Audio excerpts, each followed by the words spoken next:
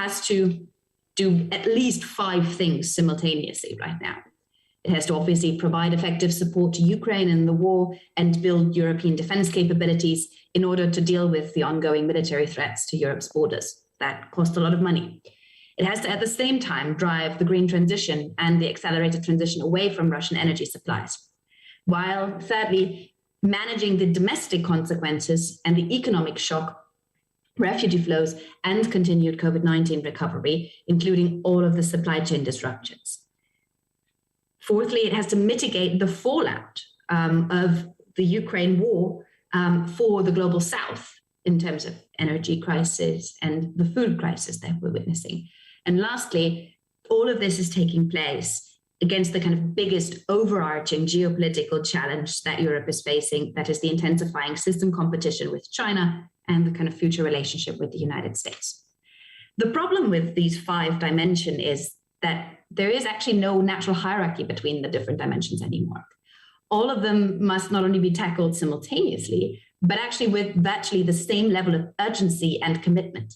And that's a problem, because for politics, that's a problem.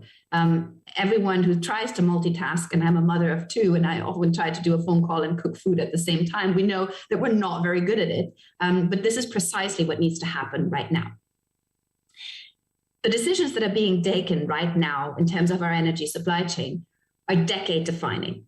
They're taking place under intense pressure in a matter of days and weeks, and there is risk of creating major challenges further down the line if the second order consequences are not taken into account from the get-go.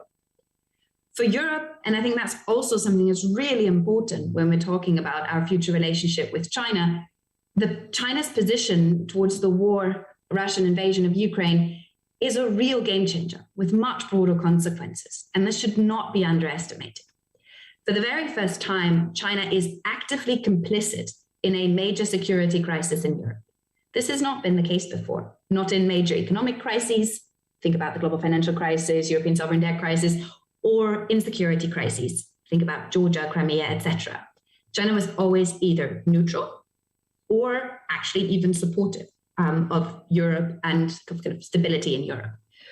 The fact that they're not will now have an impact on the entirety of the relationship with China, including the fight against climate change, which was already incredibly difficult to fence off from the overall dynamic, but is now virtually becoming impossible.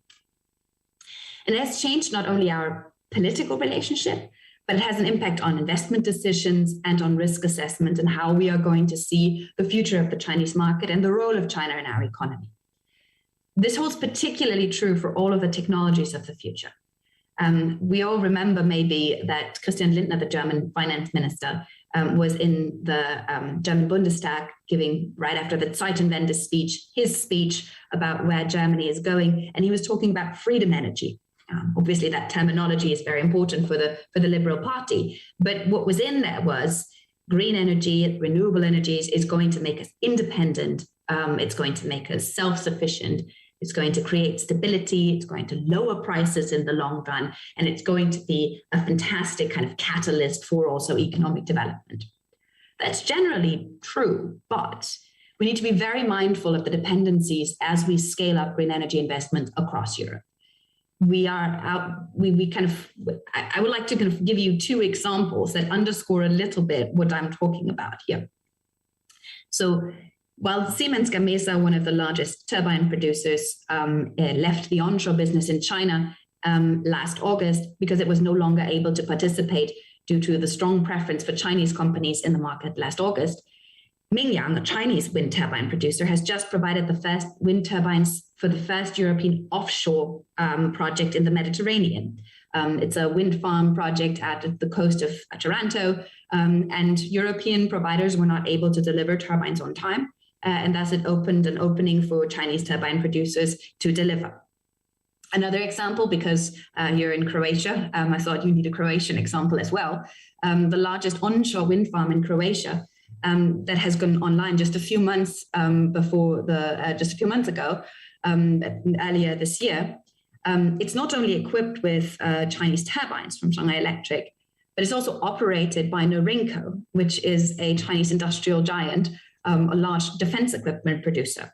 So if you open and Google Norinco and you open the website, a big fat tank will look at you.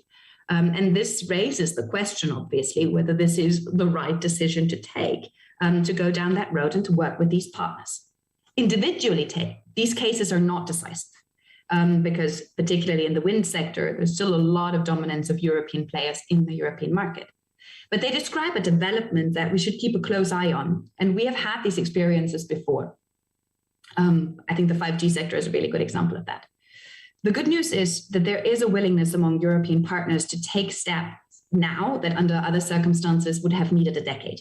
The bad news is that we have to be clear and communicate this clearly politically, that dependencies will continue to exist for the foreseeable future. And the realistic option is only to manage them, to mitigate them, but we will not be able to eliminate them. So what are the key risks that we see in the kind of green energy supply chain? There is a critical minerals risk. Many green energy technologies rely on scarce materials, and that must be extracted and processed. This creates huge risks of supply disruption due to operational difficulties, monopolistic behavior, or political and military flare-ups. And China plays an enormously dominant role in that sector. There is a critical component risk that we're facing. Green energy technologies often rely on very complex equipment and devices with critical parts sourced from a very limited number of suppliers. So disruptions could affect these critical components. They have then an outsized impact on the entire supply chain. And again, here, there is a question of what role does China play in this? There is geographic concentration risk. This is a particular one that is very focused on kind of the Chinese dimension of this. So manufacturing of intermediate and finished products is concentrated in just a few countries, precisely in China. And that creates risk that geopolitical tensions between the producer and key buyers or operational disruptions in the manufacturing country, think about the zero COVID strategy at the moment, could limit access to these technologies. And then there's a last one that's the know-how risks, where in instances where the production of green energy equipment has largely moved overseas, there are risks that the know-how to manufacture these technologies cheaply and at scale is lost to key buyers, making it much harder to cope with supply disruptions. This holds particularly true for the solar business and the solar sector, where not only has production shifted to China, but precisely the kind of know-how and the improvement of the technology, all of the next steps that build on that, innovation has taken place in China. The critical mineral risks is often discussed.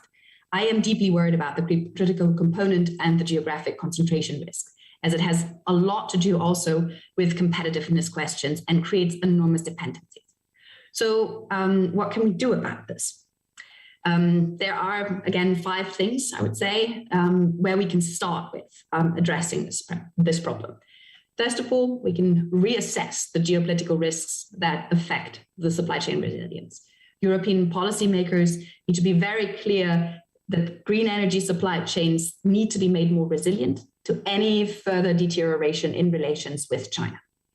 That is something that I think, it sounds very obvious, but I'm sitting here in Berlin. The fact that that a deterioration of relations with Russia was considered as still no factor in a potential energy disruption shows the naivete with which we have approached this topic for a long time. And we are currently hearing similar voices that say, but with China, that would never happen. I'm very careful about the never these days. And I think we should at least put this into our kind of modeling and thinking. What would a situation look like when we're in an active confrontation and a conflict with China? How resilient are our supply chains? And that leads to the second point, that would be right-sizing the China exposure. Securing Europe's green energy supply chains will come at a cost, and there's no need to lie about it. But it is possible to address these security concerns without resorting to full-scale reshoring, which is not advisable. We don't need to produce everything in Europe, but we need to create diversity in the supply chains that allows us to not be dependent on single countries, to think about reshoring, to think about onshoring, to think about friendshoring. For making this happen, policymakers at the moment need to urgently prioritize what we would call business-friendly policies. We need competitive industries to make this work. So all of the policies need to aim to ensure that those European industries that emerge from the transition are globally competitive in the long term. That means also to create an environment, in trade environment and a partnership environment in which these companies can thrive despite the fact that they're going to face fierce competition from incredibly innovative and competent players, particularly from China. The fourth point that we, I think, need to always think through and keep very high on the agenda is to uphold high environmental and ethical standards to achieve long-term sustainability. Any effective green energy policy will require adherence to incredibly high standards of sustainability and ethics that fit with EU values. We've seen the moves on the supply chain law, on forced labor at the European Parliament. The Commission will work on this as well. This is incredibly important and has a huge element of this is the Xinjiang solar supply chain that we're addressing here. So what are we willing to buy? What are the kind of, how is this produced is incredibly important for this being sustainable in the long run. And lastly, it's a bit of an obvious one, but we do need to work with partners. This cannot be, to create European sovereignty in this regard means to create a Europe that is deeply integrated into structures that collaborate with partners across the world. Building resilient green energy supply chains will demand an unprecedented degree of cooperation with like-minded partners. It will require working with the United States. It will require working with Japan, with India, where we've seen a particular focus also of the EU Commission with Ursula von der Leyen going to visit. And I think this is where I would say there is a lot of hope and optimism in this right now. It is good to see that the European Union is not losing sight of the kind of other dimensions of their policy at the moment and how all of this is connected despite the war in Ukraine. We've seen Ursula von der Leyen going to India to talk about cooperation on solar. We've had the EU-Japan summit taking place, stressing the EU-Japan Green Alliance. We've had the German government consultations with India and Chancellor Scholz traveling to Japan at precisely this moment under heavy pressure of the opposition that says, what are you doing in Japan? But it's very important right now to think through these global coalitions that are needed to tackle the challenges ahead. Green energy supply chain diversification and joint investment in research and development is going to be absolutely key. And this is part of the EU-US Trade and Technology Council in the Climate and Clean Tech Working Group. This is a good place for that. And as we are just in the process of designing the EU-India Trade and Technology Council, this should be one of the key focus areas. I do believe that we have this critical moment right now where the political awareness of risk and dependencies is a different one, where it is important now at this kind of crossroads that we find ourselves in to get it right. Thank you.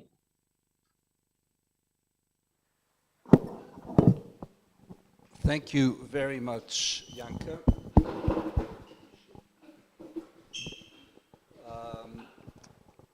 We now have our two commentators that I hope you can see on your screen.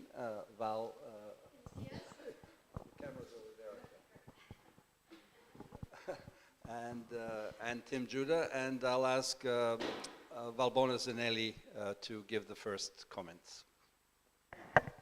Well, thank you very much. Janka, thank you very much. Very comprehensive. I'm very much looking forward to reading your research paper, very timely. Very much focused on what Janka said, just a couple of comments. I think as she explained, the war in Ukraine has shaken the European security architecture, but not only that, also the approach of the Europeans, the Germans and the Europeans more in general, that was based on a three-legged stool approach, which was receive security from the United States, energy, cheap energy from Russia, and then cheap markets and products from China. So I think all these three have been shaken from the war in Ukraine. And so now I think it's, and in my remarks I want to focus very much on the transatlantic community approach, is the time to decide, you know, how the experience with Ukraine can inform us on the, you know, future approach also with China. Maybe, you know, understanding the parallels that, you know, we might see also in the future, and how to bring this, you know, shared perspective on security and understanding the transatlantic one together. I think, you know, we're at a point. I remember when we started, and I think we were in a panel with Janka a few months ago back in Vienna at the IWM. We were talking about the, how in the transatlantic community there's convergence when it comes to China, when it comes to, human rights and government subsidies on markets and companies and things like that. Then there are areas of divergence, and then there are areas of asymmetric interest. I will stop at this last one, saying that when it comes to asymmetric interest, that the United States used to see China as a security challenge, a security threat, but for the Europeans it was just a market. That was the language that was used. Here we're seeing more convergence, and I think we need to use this time right now to move forward.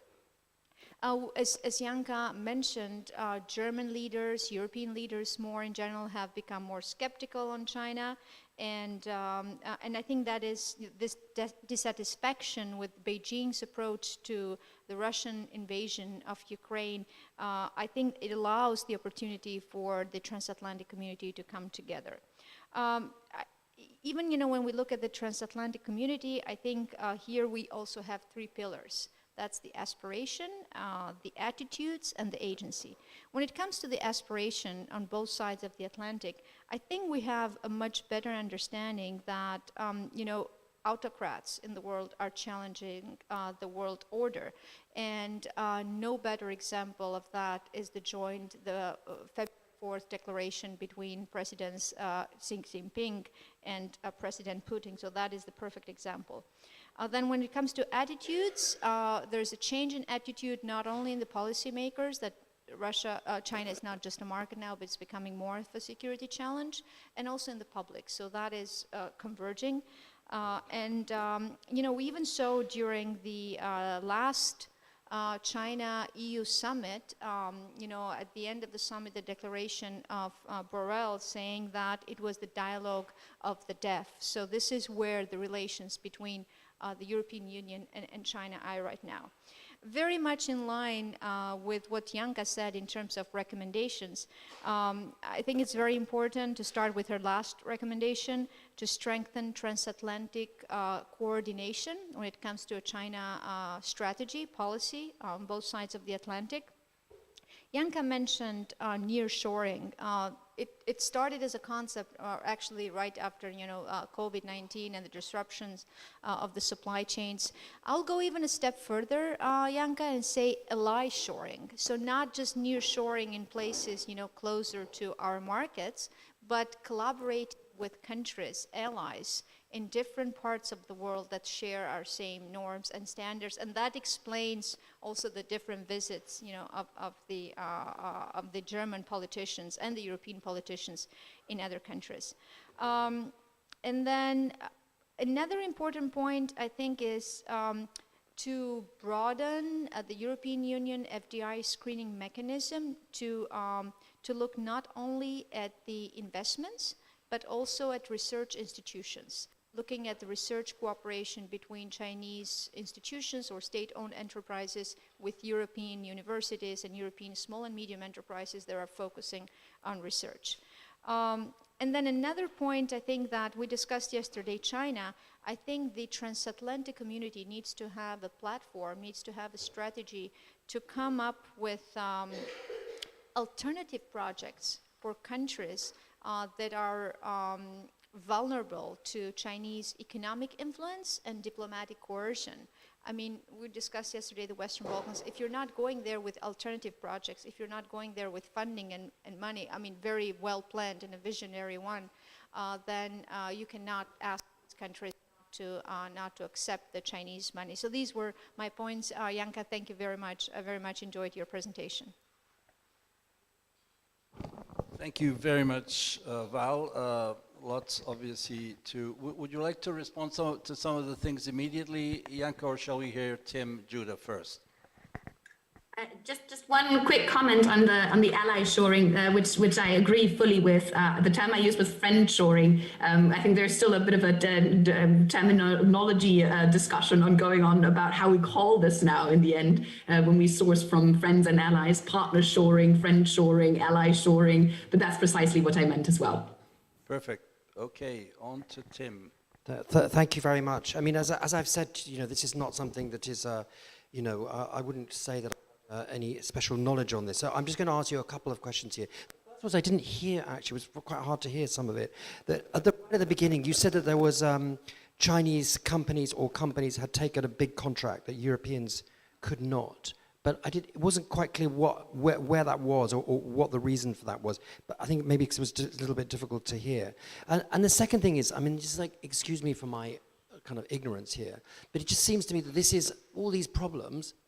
Sure, there are problems. Sure, we need to deal with them. But these are of magnitudes far less than the problems that we have with oil and gas with Russia. I mean, after all, once you've installed the hardware, the actual energy is free after all, isn't it? So it's not like we're relying on Chinese wind or Chinese sun once they're there. So surely once this, I'm just sounding a bit ignorant here, but surely once you've built your turbines, which can be built anywhere really at the end of the day, then the problem is solved. It's not like like gas and oil and the problems that we've had until now. But as I say, I'm being ignorant here, so that's why I'm asking you what to you is a silly question, probably.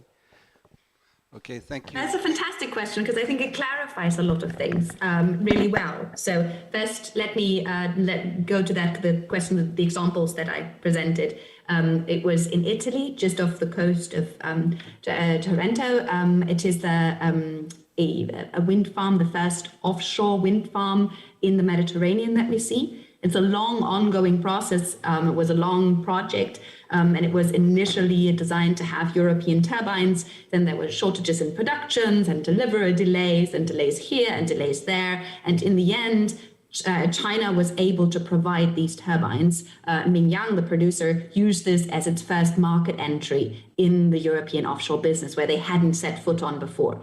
And I think this shows something. It shows something that it's not like turbines can be produced anywhere. Rotors can be produced anywhere. The problem is you need to be able to produce them economically and competitively. We have lost thousands of jobs in the European wind industry over the last couple of years. The big European wind energy producers, hardware producers, none of them are making a profit right now, which is ridiculous if you think about the fact that this is one of the most growing businesses in the world right now. So why are they not able to compete? Why are they not able to produce competitively? And that brings me to that second point where you say magnitude far less. This is not really an issue. Once the stuff's there, the stuff's there. Well, that is generally, first of all, true. And I would agree with you that the immediate risk that we face right now, while we were speaking, I was receiving that breaking news message that France is no longer receiving Russian gas through its pipelines. That's obviously very immediate then. You cut it off, it's gone. The problem is, though, that wind energy and solar energy, and China's making massive strides also in the nuclear realm as well, is not going to be something static. It's not like you put the turbine there and it's going to be there forever and it's going to nicely produce wind. It is a high-tech endeavor. We're going to have very smart grids that are going to be steered and are going to be operated with a lot of technology being put into it. This is all going to be integrated in our telecommunications infrastructure. This is all going to be then, in the end, connected to 5G networks. This is going to be a smart and integrated way of energy. That makes a lot, creates a lot of risks when it comes to cybersecurity, for example. And if you then have production only from companies that potentially provide a risk as well, then you just enlarge the potential for outages, for damage that can be done, for sabotage that can be done, etc.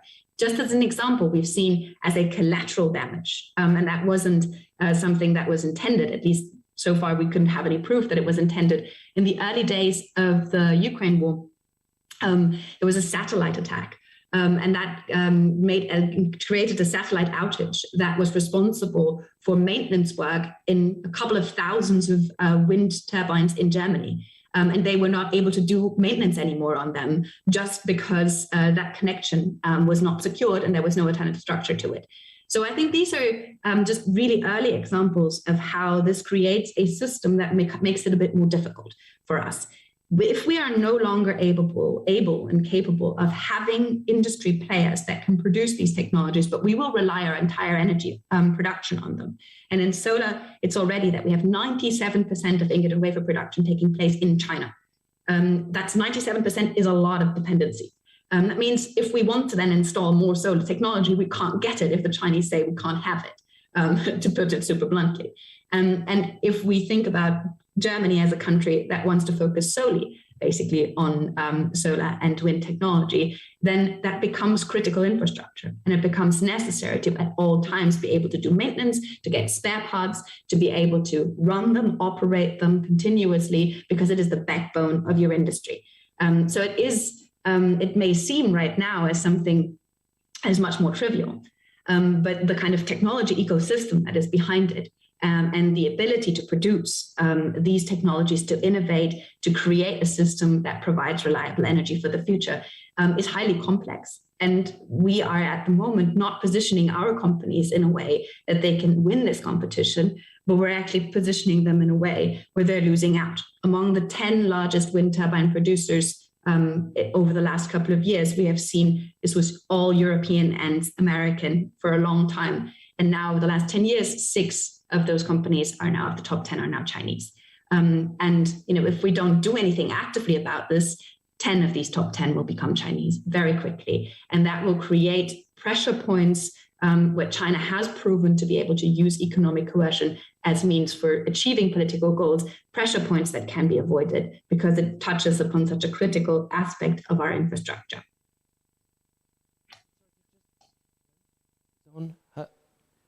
Just 1 second, you mentioned a figure of 97%. What was that? Ingots and wafers. So basically the little things that you see, the silicon wafers that you see on a solar panel. So if you think through a solar panel, black solar panel, these are silicon ingots that are produced. It's like a big block, and then they slice it into those wafers, into those thin layers that are then producing the energy in the end. And 97% of those ingots and wafers are produced in China. Wow, okay. Okay, well, for those of you who didn't hear the 2 examples that were very pertinent that Janka gave of the Chinese turbine manufacturing companies that enters, one was an offshore farm of Taranto in Italy that she answered Tim's question. The other is an on-land wind farm in Croatia where the same thing basically happened. So I think, thank you, Janka, for giving us those examples, which I think reveal the different levels of penetration. I'd like you to comment also on what Valbona said, and we were discussing this yesterday in one of the panels as well, in fact, in Valbona's, about the diminishing investments of China in Europe and in Germany in particular, to which Valbona said, yes, that's true maybe for the very big investments, but for those below 100 million, I believe, they are sort of flying under the radar, and Valbona said that they're actually continuing into small and medium-sized enterprises, and this point about the Chinese coming into academia and R&D. Could you comment on that, please? Yes, and I think it's very, very important to stress the fact that while the amount, that's the problem with the way we do economics, because all of the statistics we have can say all sorts of things. And we can say, I can make the argument and say, China is Germany's largest bilateral trading partner. And then that sounds very impressive, and people think we're incredibly dependent and this is a situation that we can't get out of anymore. But then you put it into perspective and you say, well, 8.6% of our exports go to China, 8% go to the US, and 70% go to Europe. And it's similar with the kind of Chinese investments question, where you can say, these were the huge numbers and the numbers were so big and now they're actually very small, so the problem is gone. I would say the problem's actually gotten worse because it's much harder to detect the smaller investments. And what we are seeing is a very targeted approach of finding the kind of technologies that are needed to complete supply chains, to complete value chains in the production process in China. So to have access to knowledge, know-how and IP, or specific parts that are needed to create a kind of full stack on the Chinese side. So things that they can't do yet on the Chinese side, trying to acquire through investments in Western industries. And that can be startups, that can be incubators. So we see a lot of investment flowing into the Nordics in the tech sector, and into chip production, into critical chemicals that are being produced. So it's a very different kind of investment than a Porter Piraeus investment, where you can say, oh, it's pretty big and we can see that and we can kind of touch it and it feels like something, real, and we can do something against it and we can screen against it and we can say we don't want this. But it's a lot harder to do this on a kind of much more differentiated level. So I would fully agree with Valbona and say that wave of large-scale infrastructure investment of China, that's just over. It's over because it's not interesting anymore for the Chinese side. And it's also over because this will not happen at that scale anymore. There's enough sensitivities now on the European side for that to not replicate itself. What we haven't really found yet is really good mechanisms to deal with kind of Chinese incursions in these other sectors. And that includes the research and development sector. So we had just, I think today or yesterday, in the German news, the new German research minister from the Liberal Party being very, very, very clear and saying we can no longer accept research collaboration with China when it can go to dual-use technology, when it can enhance Chinese military capabilities. But she was even taking it one step further and was saying anything that enhances China's position in the emerging system rivalry should not be something where we should provide them support with through research cooperation at universities. Now, if you put that in comparison to the 2019 Wuhan speech of innovation cooperation that Chancellor Merkel gave, that's quite it's quite a change in just 3 years. It's a full 180-degree turnaround, and a realization that precisely because China and Russia need to be seen together right now, need to be seen as China creating the enabling environment for Russian aggression right now.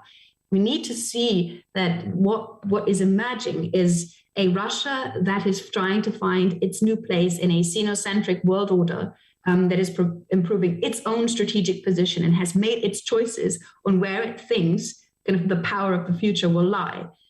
This creates a completely new environment for Europe to relate to China with. And this idea that we could split the two, that it doesn't make, that they're not real partners.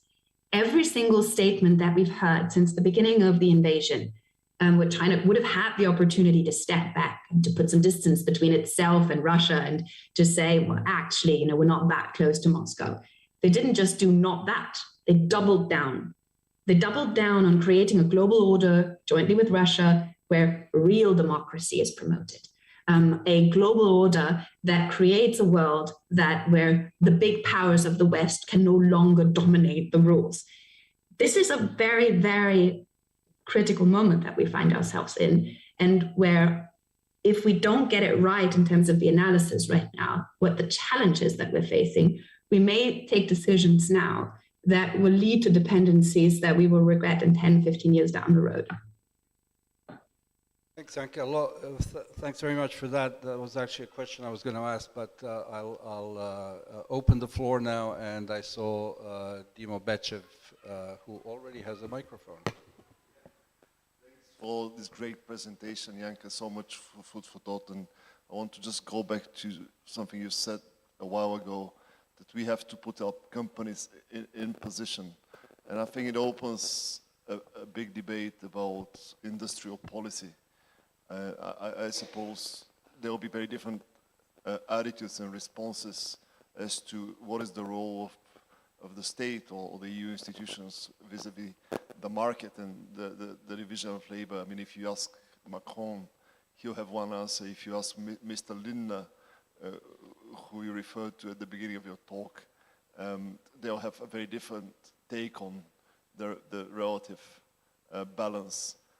So how do you feel that it's playing out in the national debate in the key member states, but also at the EU level, this tension or exchange or productive engagement between those who favor a more market-driven approach and those who want a return to old school or maybe some new type of industrial policy driven by basically the public sector and states. And what is the cost? Because you said reshoring will come at a cost. What is the balance? What is the price to pay for either approach? I mean, for instance, if we mirror image the China take on technological development and building supply chains, that entails some sort of political arrangement and government-business relations. You might argue that it will stifle innovation, and then we'll hand over to the Americans to drive forward technological change, but it might gain political security. So to just wrap it up, how you see those trade-offs and debates in light of this China/energy nexus? I think that's a very, very good question, because we are precisely at that moment where we have to explain trade-offs. And I think I'm very critical of the German government normally, but I have to say I kind of say chapeau to the German economics minister at the moment in doing a fantastic job at explaining really, really bad trade-offs. A colleague of mine was saying we're in the age of shitty choices. And that's pretty much where we find ourselves, where all of the things that we're doing, there's not this wonderful, great solution out there that there's just the one thing we can do and then we'll have it all fixed. But there are costly trade-offs to be done. And I think what we've seen with, German economics minister, just take that sentence, the green German economics minister goes to Qatar to ask for gas. There's not a single thing in that sentence that is correct. It's a cringe sentence for everyone in the green politics that says all of this is wrong. We don't want to do all of this. But then to stand up and to say these are short-term solutions for a really big problem that we're facing right now, and these are the things that we have to do, and these are the measures that we have to take. And I think that brings us to that question of industrial policy and where we end up like this. So I came to this whole topic via the 5G conversation, looking at this with a degree of ignorance of the technological space and saying, well, hang on, but how can it be that in the 4G industry, we had 25% market share in China, companies were thriving, European companies were thriving, they're huge market players, and in 5G, all of a sudden, they're not innovative anymore, they're not good anymore, they're not being able to serve the Chinese market and the European market anymore. Something seems to be wrong here. So that what happened? And what happened was China happened, and that the Chinese market closures, the way that the Chinese market has then preferred Chinese players, has created unequal conditions in global markets that then create very difficult conditions for European or Western players to remain competitive because they lack revenues, that they cannot invest in research and innovation any longer, and they lack the kind of perfect ecosystem in which they can produce, in which they can scale, and in which they can innovate. And they are kind of cut off from that market. So in the 5G sector, it was then only less than 5% of the kind of players in the market were European. And that just creates a huge discrepancy and a huge problem for European and Western players. And it's not illegal. It's by kind of all of the trade laws that we have and the way our trading order is built. The measures that China has been taken are not necessarily, subsidies that you can, there's also part of that. And these are things that can be legally challenged. But kind of the home market advantage that companies enjoy is not necessarily something that you can challenge. So what are the solutions that you can find for this? So for us in Europe, it is important to build scale. Who can you build scale with? First of all, you have to integrate the European market properly. And it doesn't often, we don't often think this through properly, but if you talk to business representatives, they tell you it's nice that we have the single market, but if you look at all of the different regulations and kind of barriers that we still have between the different European players, it's not a one nice whole integrated regulatory framework, one nice whole integrated market, and it makes it harder to build scale in one of the largest markets in the world. Then there is the question of how do we integrate with the US market? Well, we don't have an FTA where it's really difficult to kind of do this together. We are, from the European side, building this kind of trade network with Asian partners. The EU-Japan FTA was a really good example of that, EU-Australia, for example. But we're also trying to do that with India now, which would massively enhance the potential for building scale. So these are the first steps that can be taken to say we need to create markets in which our players can compete relatively fairly against each other, but where they can also scale up to a degree that they have what it takes to compete against Chinese players. We then have to think through whether we need to be even bolder. The challenge that we're up against is pretty big.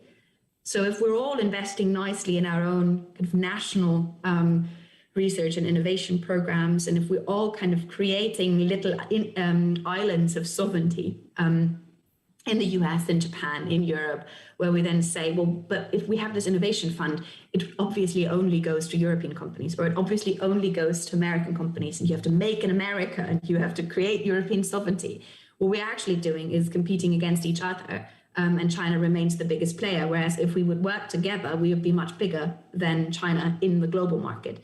So I think for us, it is not a question of becoming like China and subsidizing the hell out of our companies and closing off our markets, but doing precisely the opposite, working even closer together with other partners, thinking about how do we integrate our research and innovation funding with each other, making it at least compatible, even maybe in a way complementary or cooperative, so that all of our companies can tap into the resources that are there.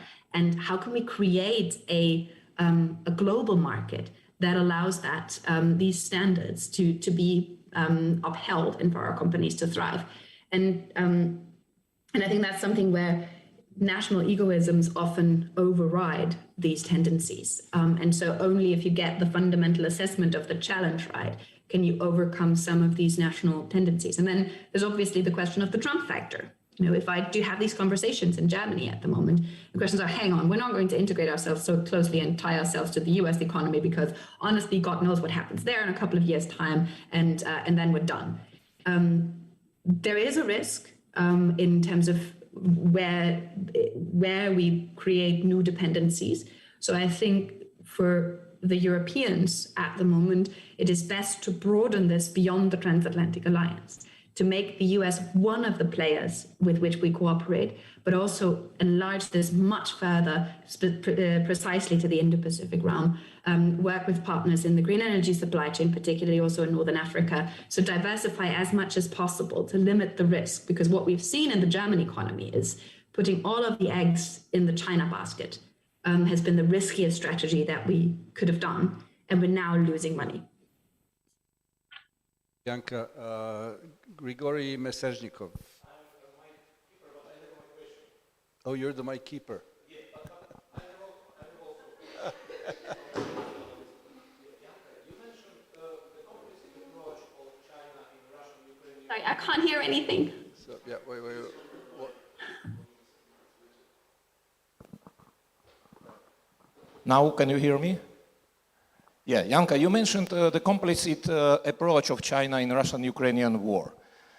I think that it's not unexpected. However, China is really it's irreplaceable economic actor. I mean, China is integrated part of world economy. Russia is not so relevant. And my question is purely hypothetically, if after the war, in post-war circumstances, the question of reconfiguration of the system of international relations will go on the table. I mean, in the situation in which UN showed itself as a, euphemistically speaking, not very efficient organization capable with the whole model of Security Council. In this situation, whose side China will join? Either democratic West with its allies, maybe not all of them democratic, but I mean the countries which are abiding the norms and rules, or with Russia and Russia's allies.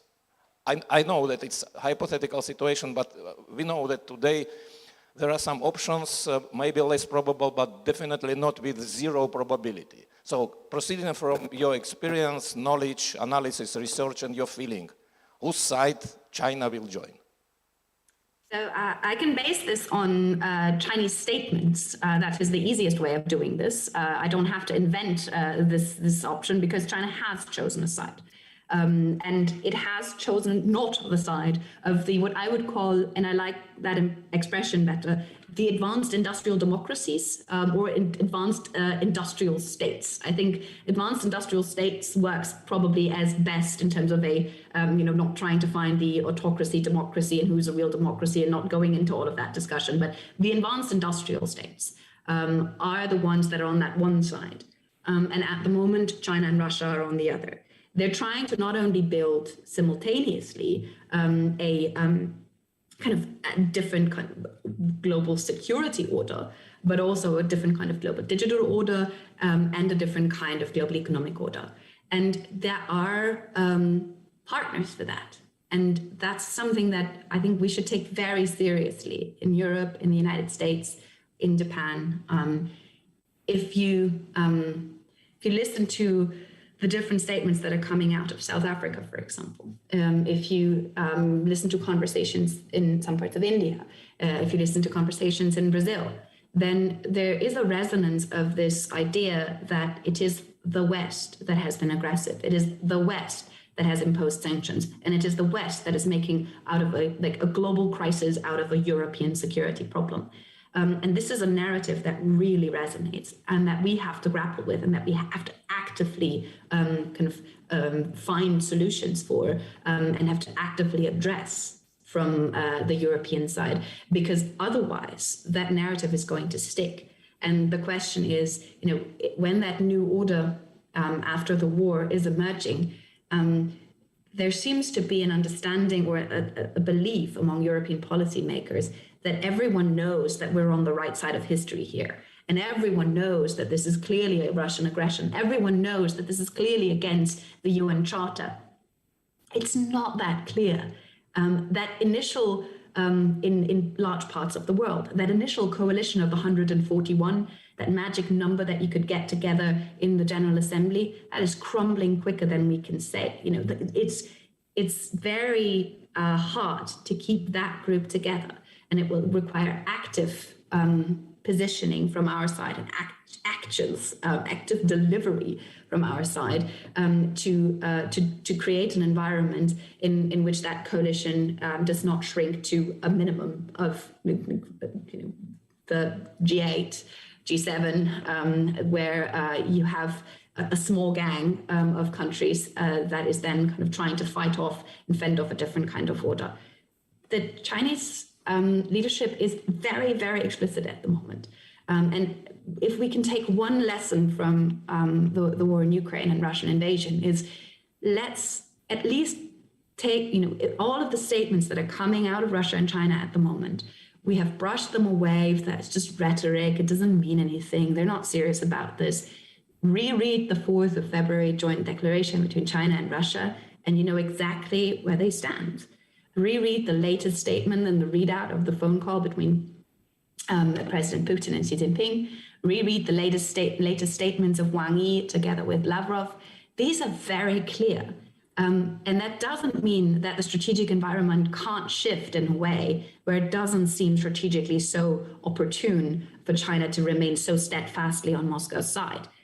But it does mean that we should take it seriously for the time being, and we should kind of think through what the second order consequences of that are and what that means for global order. And since you brought up the United Nations, I think it is really important that particularly for a country like Germany, when we think about global engagement, global security engagement, our different operations and missions that we do around the world, where we where our military is trying to provide stability, be it from Mali to Mozambique or to Bosnia, that the basis for that is always a UN Security Council resolution. If in a world in which we will not or cannot get that resolution anymore, what will be the legitimate basis for the kind of actions that we would like to take in kind of stabilizing global developments?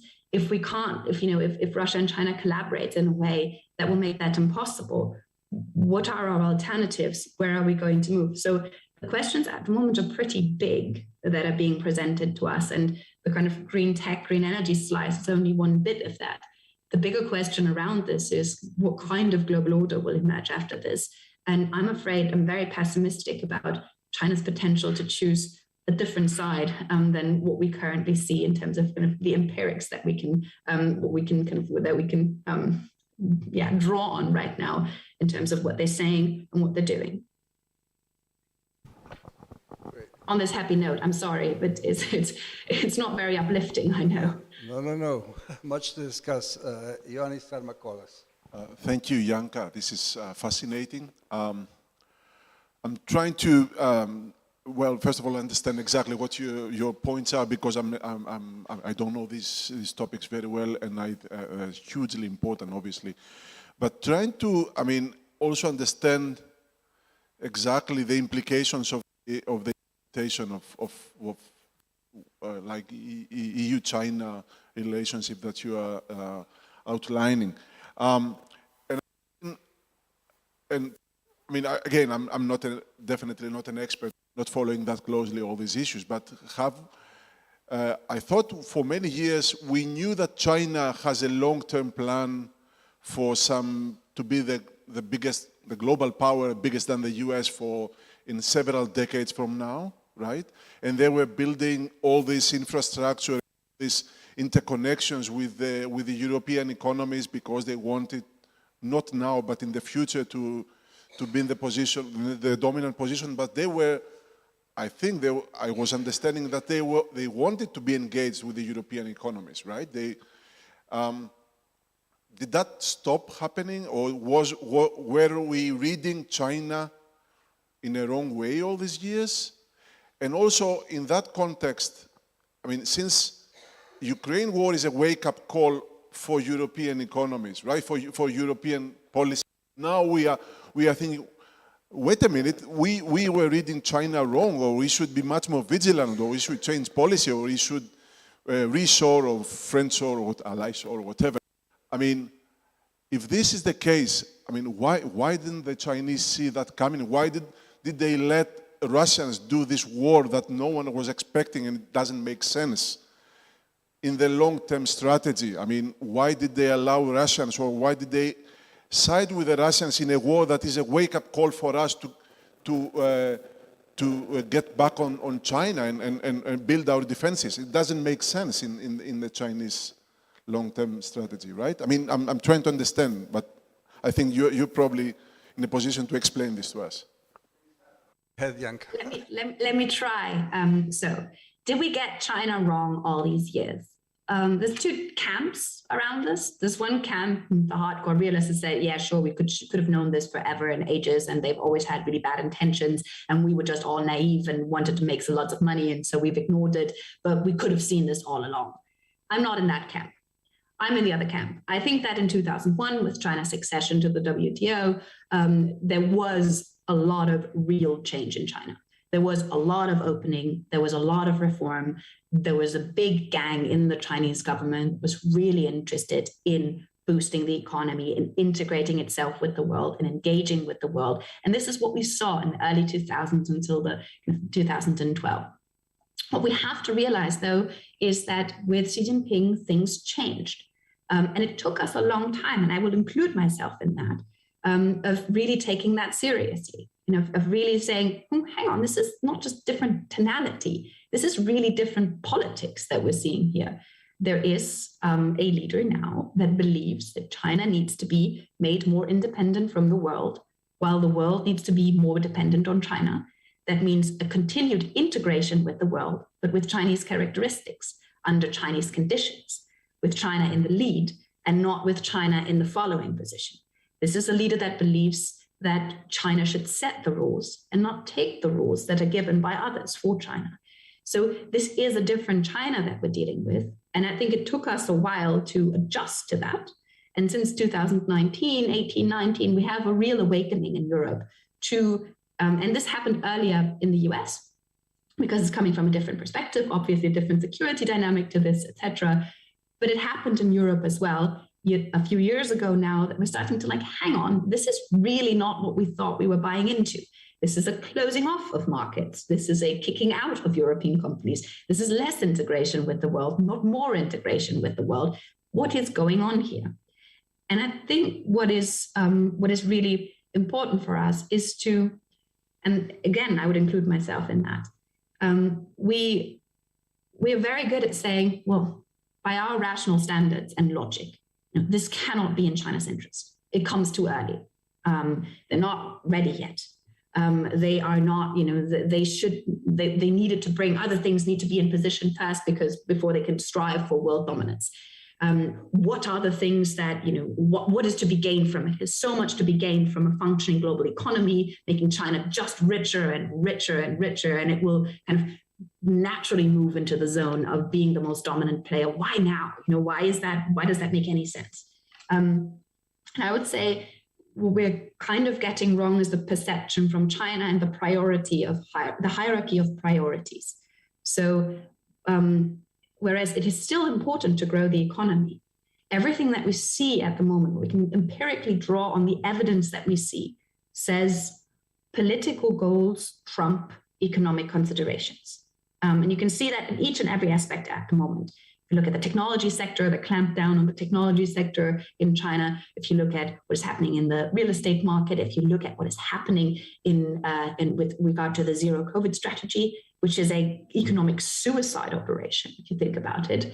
This is really creating degrowth in China. This is hitting the economy so hard. And you would think, aren't there better ways of doing this?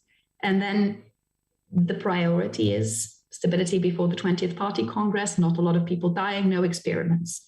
So I think where we are at the moment is a period of trying to understand the hierarchy of priorities to then draw the rational conclusions from that perspective, because it doesn't really help, that's at least my experience now, to apply our own logic to this and to say, but it cannot be in China's interest that, and then whatever follows.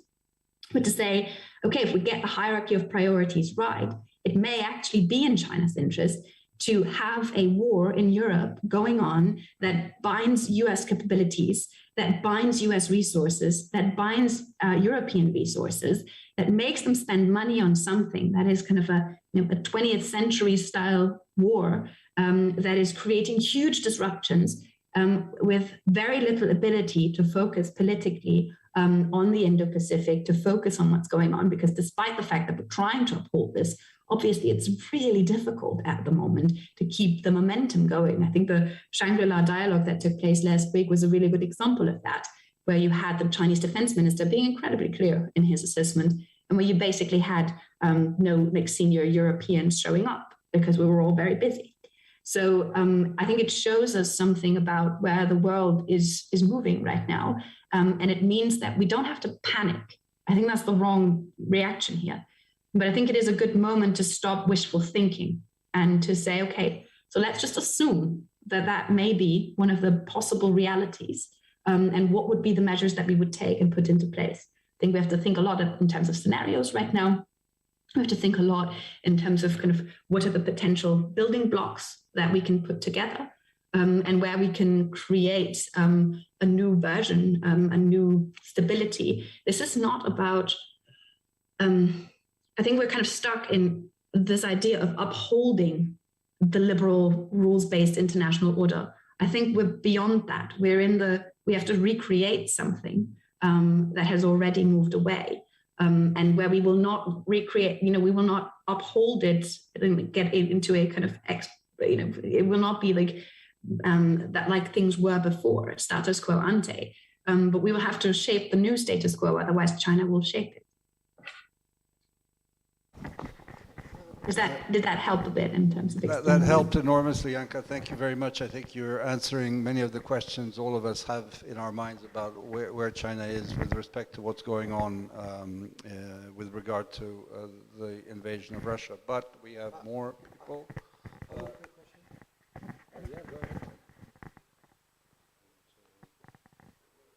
Hello? Yeah, sorry, I've got a quick question. Do we know how much damage the war has already done to European-Chinese trade simply because of disruption, because of physical transport across Ukraine and the closure of the Black Sea? Is there any data on that? It's really hard because you would have to somehow get the COVID factor out of it. And that's what makes getting these numbers at the moment basically impossible. We can see the disruptions in train traffic, which are enormous, and that has specific implications for specific sectors that had kind of relied on this kind of transportation. But it's in comparison, it's smaller than the effect that the zero COVID policy, the lockdowns of the harbors, the kind of all of the ships stacked on top of each other in Shanghai, those disruptions are enormously larger, I would say. And it's really hard to say, because you have these two phenomena simultaneously going on. It's really hard to get good data that says this is precisely because of this and this is precisely because of that. So I would be very careful with that. There is a lot of modeling going on at the moment. What we are trying to figure out is, what is the actual cost of decoupling? Because we're seeing kind of a real life version of this through zero COVID and through the war. We're seeing what does it mean when these economies are not integrated anymore? What is the actual effect on economies that are hugely dependent? And I think that's something where the jury is still out. We still need to see a couple of more weeks and months of this in terms of data collection. But I think one of the assessments that we can already have is it will change the way our kind of globalized economy works, probably for good, these two experiences simultaneously. And it has already created a shift in terms of investment decisions when it comes to European investments to China, because the risk factor has gone up significantly. And that's more zero COVID policies than it is the positioning on the war, but it adds to it. So the simultaneousness of those two phenomena has an impact on inflows of capital into China, where a lot of that is just currently being put on hold. So you don't have a massive exodus of companies yet, but you have a kind of halting, a waiting and seeing of where this is going, and an already visible diversification of investment decisions of European industries in other countries in the Indo-Pacific. Okay, Rosa Balfour, last question. Hi, Janka. Thank you very much. That was super interesting. I just have two questions. Can I ask you, going back to 2001, is there anything that could have been done differently in terms of exacting conditions, on reciprocity or whatever? And the second question about Xi Jinping's shift, is there anything international that helped inform that shift, or is it all about Chinese politics and domestic issues? Let me start with that last one. I think it's important to underscore that from the Chinese perspective, this is seen very defensive. And this is seen as the US is kind of, it's encroaching upon us. It is binding us into a kind of corset that we don't want to be in. And we feel threatened by the West in our identity and in the rule of the Communist Party. So this is coming from a logic of not kind of rogue and aggressive assertiveness and expansionism, but it's really coming from a very kind of defensive standpoint of feeling attacked and hemmed in. And this is how it is framed as well by the Chinese government in this kind of AUKUS, for example, as an example of saying, hang on, this is the US is building this network of military, has this network of military bases around us, has this network of allies around us, and it's just enhancing that as well and creating this environment in which we feel threatened and where we feel like we need to defend ourselves. I'm not saying that is correct. I'm just saying that is often the perception, and this is the way this is being portrayed from the Chinese side. So I don't think necessarily that anything around us could have changed, but what has certainly contributed is, for example, the global financial crisis that has just demonstrated to Chinese leaders as well, to some of those that are less kind of open-minded about the integration of the international economy, that global shocks can create instability in China. And these global shocks is something where you have to insulate yourself of, because the Communist Party doesn't have other mechanisms to kind of to stabilize and to make sure that it's shock resistant. And making sure that you become more shock resistant means you have to be less dependent on all of these international connections if you want to make sure that you can kind of continue to rule and continue to pursue the policies that you want to pursue. and if there's anything we could have done differently in the 2001, I think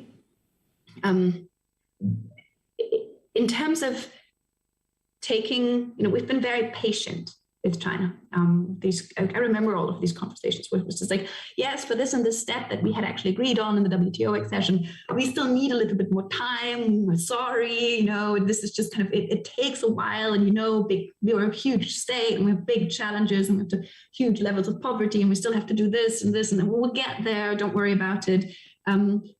We have been very gracious with that. And we have been very gracious with that out of a very selfish perspective, because we were making so much money. This was so fantastically good, particularly for German companies. We have benefited so massively, so that we were like, can't get that done. Well, it's okay, actually, don't worry about it. We got it. As long as we could maneuver and make money, we also really didn't care that much. So if there's anything we could have done differently, I would say, less greedy hypocrisy would have probably helped us to understand what's going on a bit earlier. But we're very good at greedy hypocrisy. Great. Thanks very much, Janka. Just as before we close, I'd like to ask Val to say a few words. Well, thank you, Janka. Great comments. I will just like to reiterate a couple of points that Janka mentioned. And I think the first one is focused also on the last question on WTO and the invitation for China to be part of that. I mean, we all know that China came in as a rule taker, quickly became a rule shaker, now wants to be the rule maker. So I think the one recommendation really is, and there's been a lot of talk about new WTO 2.0, because it's stalemate, there's no decision making. And so, but also on the other side, not just WTO, we have to look more carefully Chinese influence in international institutions. We're not studying that enough, because it's on minor issues from right now, but it will increase. So that is important. The second point that I completely agree with Janka is that when it comes to the war in Ukraine, President Zelensky is the nowadays hero, and he has had a great strategic communication campaign, but it's working in the Western countries. It's not working all around the world. So we need to pay more attention to what's happening in Africa and other places, because the narrative there, the Western narrative, is not really working, and support will keep crumbling, as Janka mentioned. Then a question regarding, when it comes to economic relations also between the European Union and China, if you look back and you take from 2001, you'll see that what was the percentage of the European Union as the global market share compared to the Chinese one.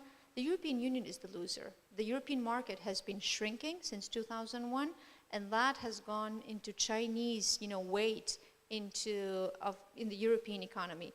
The US economy has remained stable since, in terms of percentage of the global economy. So it's the EU actually that should be more alarmed about the Chinese rise and influence, on their own rules than the United States. And I think, the COVID-19 pandemic brought up all these issues, not just the war in Ukraine. I mean, the biggest winner from the COVID-19 pandemic economically was China. Now, last year was the bigger exporter globally, 18% of the world exports, and it really increased significantly during the COVID-19 pandemic. So I think these are all elements that should wake the Europeans up.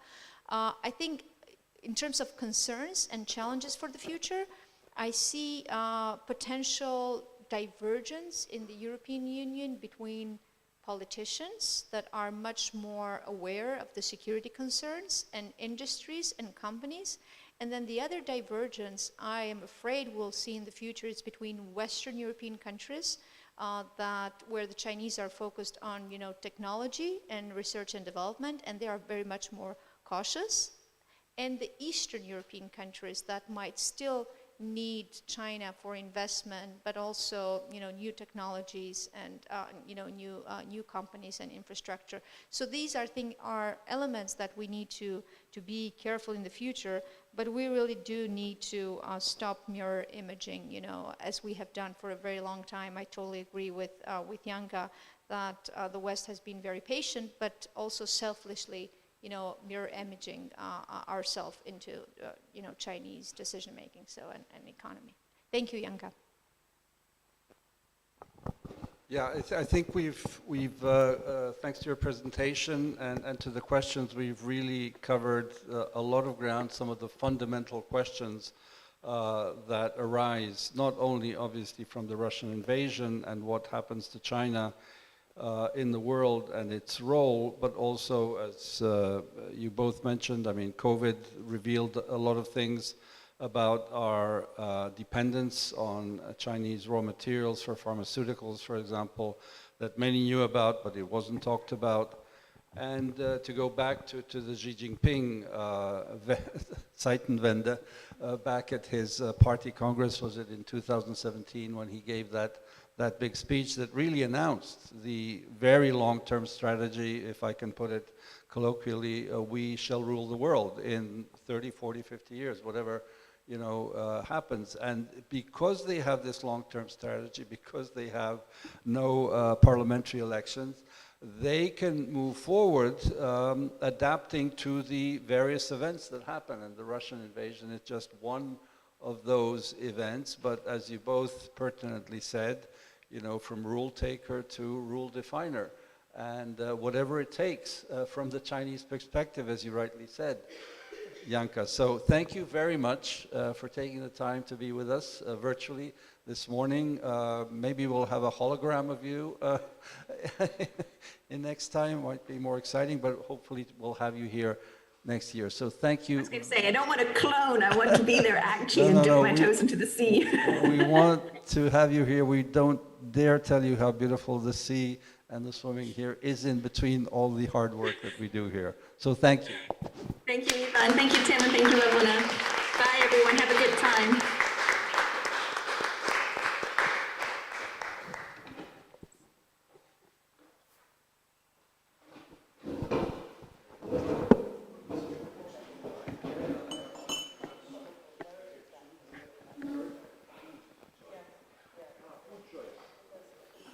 Recording stopped.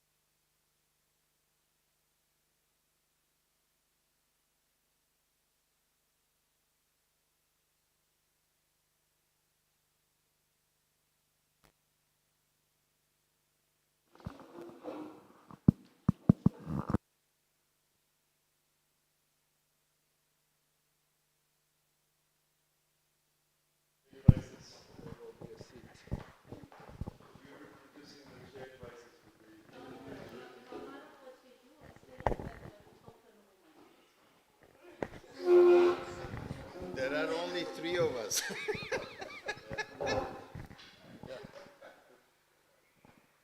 This is why I took the pink.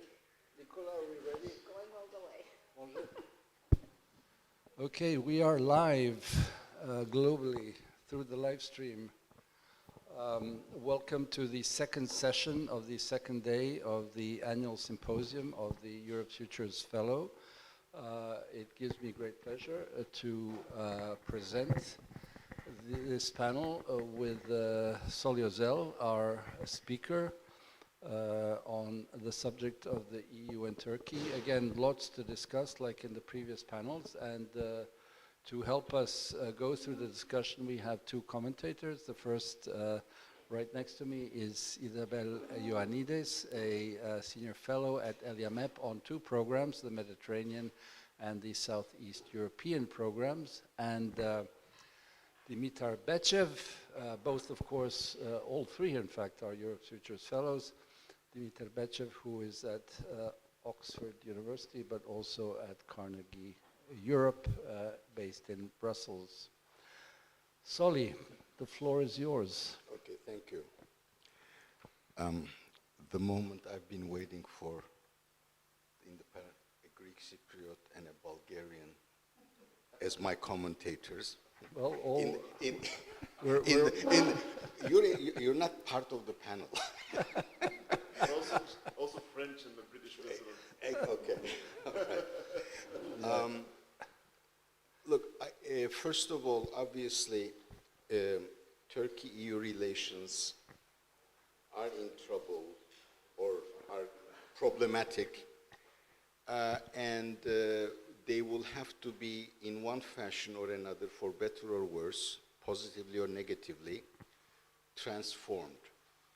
And that is because I believe we live through a constitutive moment, and how we appreciate, acknowledge, interpret, and respond to that constitutive moment is going to determine, in terms of Turkey, where it will find itself and what its relations with the EU are going to be. This is also a reflection of my own view for a long time now, that I held for a long time now, that Turkish Westerners had at least two dimensions. My friend and colleague Galip Dalay now thinks it has 4 dimensions, but I think 3 of those are, in my own categorization, are included in the second one. And the first one, of course, is Turkey's strategic Westernness, of which until very recently there didn't seem to be many questions. And the second one was Turkey's political Westerners, that is its commitment to what passes as Western style of governance and values and principles that such a model of governance is supposed to uphold. And undoubtedly, especially in the last 10 years, the second one has now been questioned more and more often within Turkey as well, but it was also questioned when the military held an overwhelming political power in the Turkish political system, particularly after 1980s, but definitely after 1960s as well. So, for the war, again, the way I look at it, the break from the immediate past is clear in terms of how to position Russia for Europe, what Europe ought to do, whether or not the United States will leave Europe. But I think the path for the future is rather fluid. There are too many challenges to rather fragile political systems among EU members, whether or not populations will show the patience, or if you want to use the term, the word resilience, as this conflict drags on. Will they be as patient with all the refugees from Ukraine and the burden that the war actually imposes upon them? That remains to my mind a question mark. and how the political systems will be able to respond, as I said, remains fluid. But the search is there, and I suspect if there is one thing one can be relatively certain about is that a return to the status quo ante is not going to be possible. So it's my contention that both the EU and Turkey, for reasons of their own, currently fail and will continue to fail, treating this moment as such, that is, as a constitutive moment where they can actually repair some of the problems in their bilateral relations. But I think they will let the weight of old habits, antebellum approaches, and lack of foresight actually prevail for domestic reasons in member countries, domestic reasons in Turkey as well. This need not happen, but the likelihood is, as far as I'm concerned, that it will. And one case in point for me is the strategic compass, which probably would have been better if not published in March of 2022, because whenever it was prepared and actually drafted, everything, almost everything about it was dead on arrival when it was published. And when you look at the sections on Turkey, they are really there to cry over, because they show such absence of strategic anything, let alone strategic compass, as far as I'm concerned. Now, why did we come where we are is a long story. Everybody have their own sub-stories, as I do, and I don't need to repeat them here. But in short, my position is, after having spent now, I guess, 25 years of my life dealing with these issues, prior to I think what defined relations between Turkey and the EU were duplicity, hypocrisy, insincerity, and double talk, and I mean for both sides, by the way. And I think that trajectory finally came to an end for a brief moment, in retrospect, what proves to be a brief moment, between 1999 and 2004, helped by 9/11, helped by 9/11 as well. And I'm afraid we are now back to that kind of definition of those relations. Currently, what will be at stake is not just the membership issue of Turkey, which I guess nobody really seriously thinks about these days, but even the possibility of a decent partnership between the European Union and Turkey, so long as things stand as they are. The main issue, an overbearing issue perhaps, is total lack of trust between the parties. Turkey does not trust the European Union, and many members of the European Union do not trust Turkey. But we can now reduce these relations, totally dominated by a transactional logic, to three major issues. Those are really the things that are defining relations between the Union and Turkey. One is customs union upgrading. The second one is the refugees. And the third one, energy. I'll come back to those. And in fact, since October 2022, the EU, in a way, reframed its relations. Turkey has not been, even before then, has not been treated or stated as a candidate country in the presidency or conclusions of the European Union. But I think what defines now, or what frames the relations these days, is the so-called positive agenda of the European Union that it offers, quote-unquote, offers to Turkey. This positive agenda consisted of a restrained, updated customs union and the continuation of the refugee agreement that is one of the stellar examples, in my view, of the vacuity of the talk about values and principles when expediency of political interests become overwhelming. So for a Turkey that really does not care about values and principles as of today, but occasionally claims its ultimate goal as membership in the European Union, knowing full well nobody really believes it under current circumstances, we have a European Union that does not mind suspending any and all principles and values, except in rhetoric, in its dealings with Turkey. I must say, and you can take it very personally and not find it very objective, but I really do think it is objective.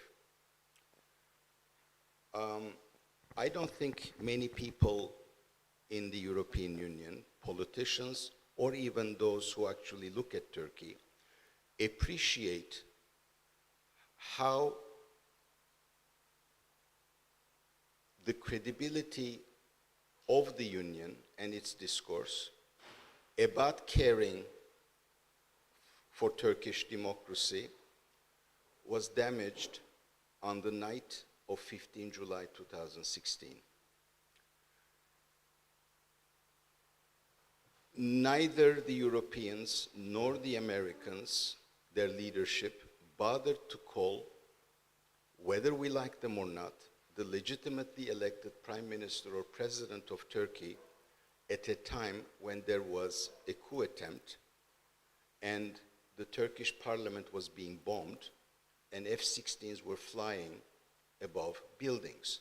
Whatever the story may turn out to be about that particular night, such was the case, and the public was in the streets, and again, nobody except for Putin and the Iranian foreign minister at the time called their Turkish counterparts or the Turkish leadership.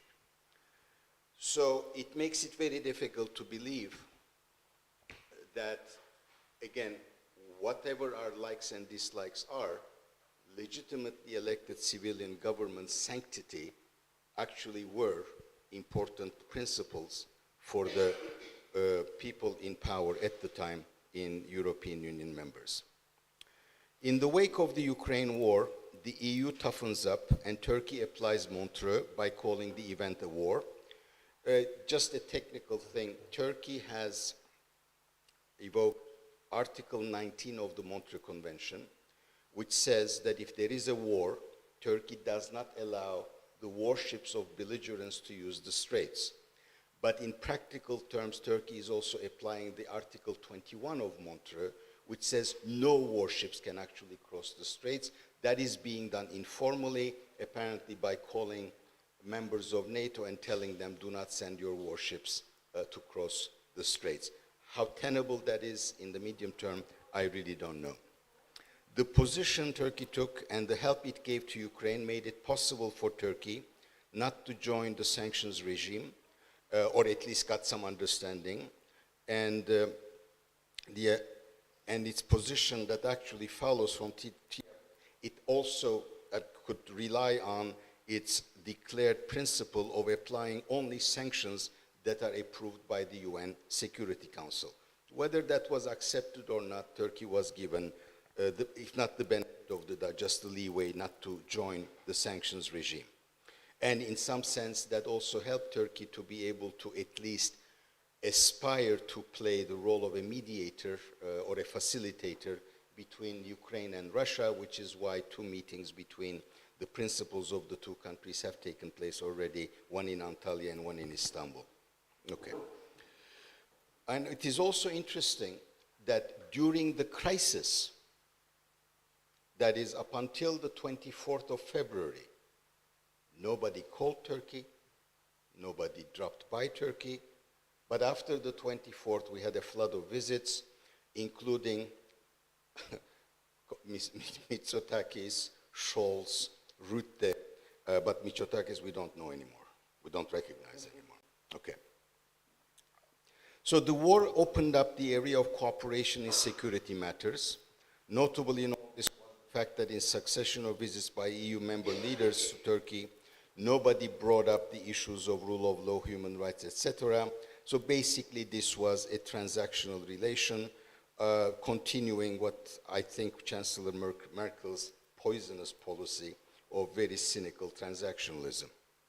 Clearly, geopolitics put aside values and principles, but so also an absence of beliefs that the Turkish government did not also believe in accession, or that it did not really have the intention of ameliorating Turkey's democratic conditions.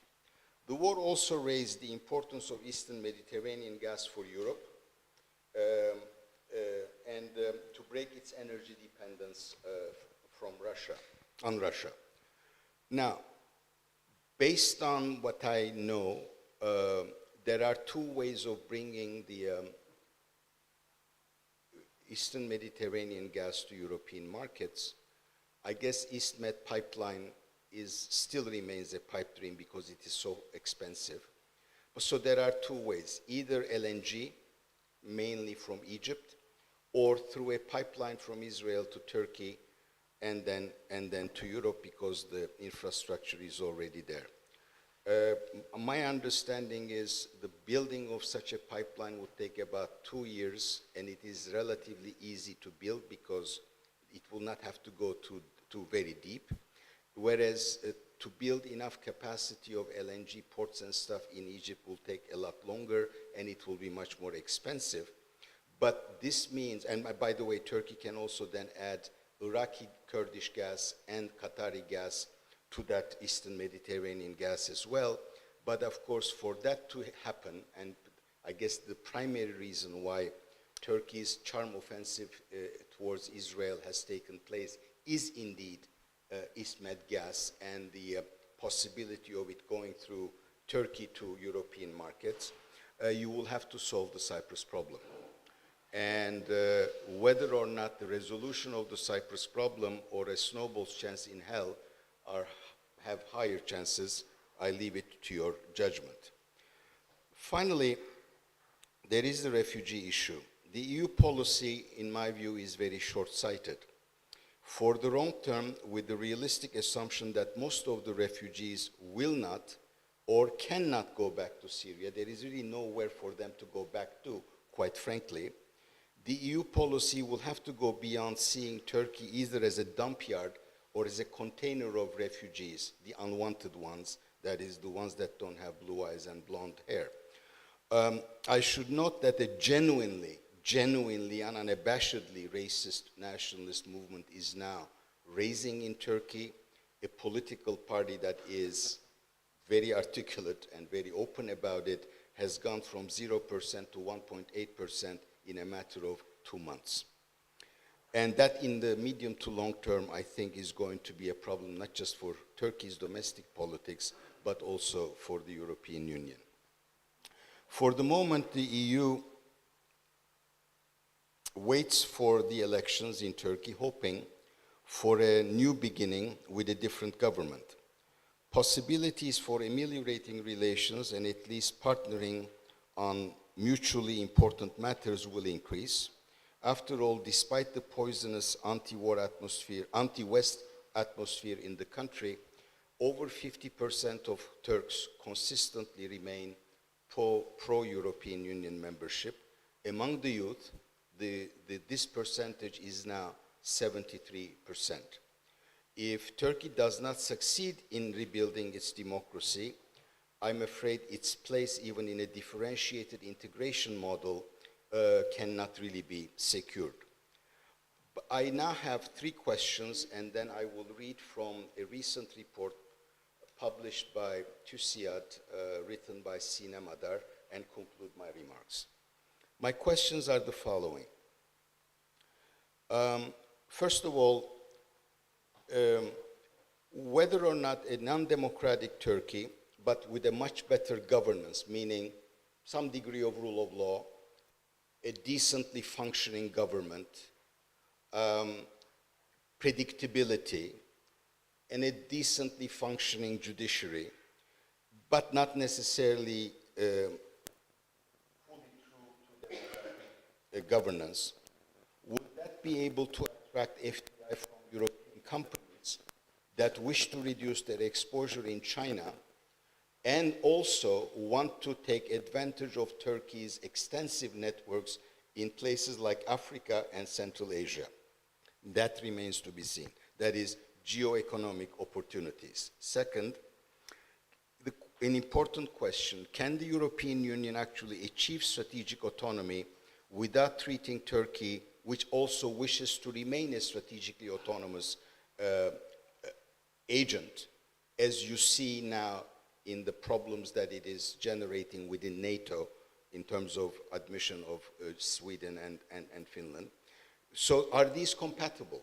Can they be made compatible? And finally, can the European Union really have strategic autonomy without the participation or the help of Turkey, which after all does have the second largest military in NATO, it does have fighting capabilities, and ultimately it will be a good partner in terms of containing Russia as well. So as I said, I will finish, because I edited this, I kind of have some sense of ownership, if you will.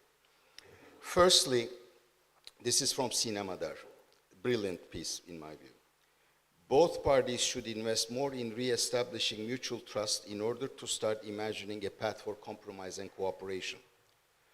This starts with accepting the fact that the other party has agency, which in my judgment, it translates into whether or not the European Union will be ever be able to treat Turkey as an equal.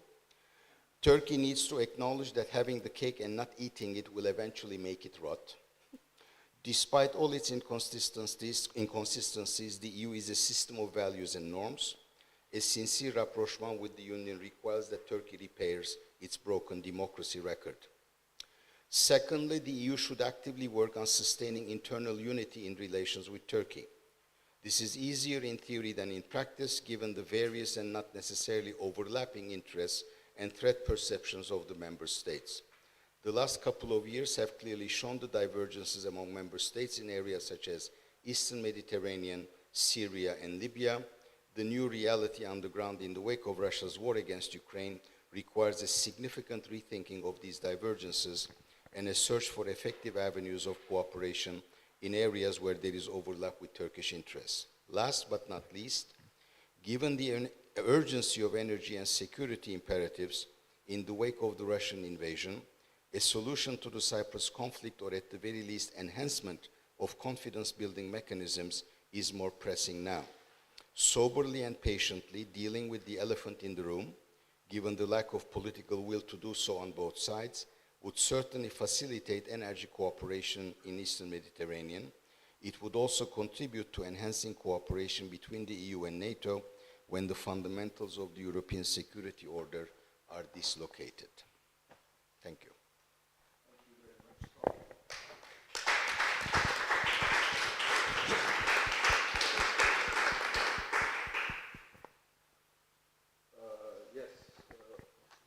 Really fundamental questions, really pertinent to the moment itself, but also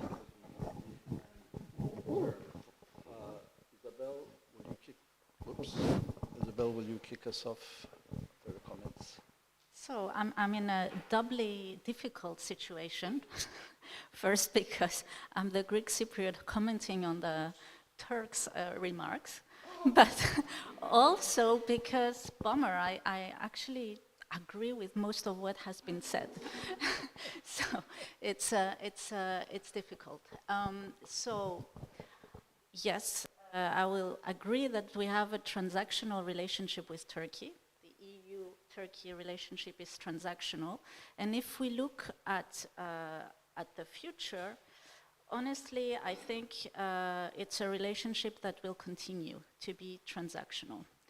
And I think it will continue to be transactional because it's extremely convenient for the EU for it to be transactional, because I don't believe the EU has the capacity to absorb a country like Turkey, both its problems, but culturally, let's face it, also because of the role that Turkey wants to play, and arguably it's justifiable that Turkey would want to be a regional player in its region. I think I am skeptical about the recent efforts to relaunch enlargement and whether these efforts are actually honest and will, you know, pick up and jump off the page, and that there is a real commitment to enlargement.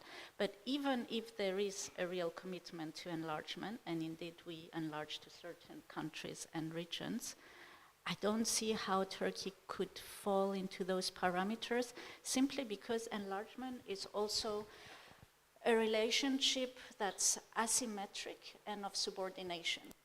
And I do not see Turkey willing to fall in those dynamics. Even a Turkey that's better governed or willing to become more democratic. I also wonder whether the EU would have the finances to make this an attractive option for Turkey, to want to fall into this logic of enlargement. So I don't think enlargement is on the table because it's not an attractive option for either of the parties. I don't expect it to become attractive. I also think that the boundary disputes that you mentioned with Greece and Turkey and Cyprus will remain. I don't think that will resolve itself anytime in the near future. I'm taking this as a constant. So under these circumstances, how do you reshuffle the relationship? You need to work around it. You mentioned the elections in Turkey, but there's also elections in Cyprus earlier in February 2023. And I think that the Cyprus issue will not be such a big issue among the presidential debates because of the very particular nature of the three main candidates for our elections. So you have the Averof Neophytou, who is, let's say, the EPP candidate, and who's running on a campaign of we need to get Cyprus in NATO. And in order to get Cyprus into NATO, we need to solve the Cyprus problem on the BBF, bizonal, bicommunal federation. But then you have the independent candidate who's probably going to be supported by the, let's say, center-right. And he was the foreign minister of Mr. Anastasiadis, so his political allegiance is contested. And of course, he's also talking on the same basis, this BBF. And then you have the left candidate, Mavrogiannis, who was Mr. Anastasiadis' negotiator on the Cyprus conflict. So they all come from the same family. So I think the Cyprus issue is not going to be on the agenda. It's also considered that this is an issue that was discussed in the previous elections following what happened in Con-Montana. So the issues will be more financial. So I think it's not that there isn't an interest, of course there is, but I think it's fair to assume that in the near future, I would say 5 to 8 years, the Cyprus problem goes on. Maybe some CBMs, as you mentioned, but nothing drastic. So that brings me to the energy issue, which again is up in the air, because if we look at what's going on internally in the EU on the taxonomy proposal, for example, is gas really going to remain on the table? People who even contest that it's more about the nuclear energy, whether it's renewable or not. But for gas, I think gas eventually will be within the framework of CBMs and regional cooperation, rather as an alternative raw resource for Europe. you mentioned that the East Med pipeline is a pipe dream, which it is. It's very expensive. But we also saw how contentious it is.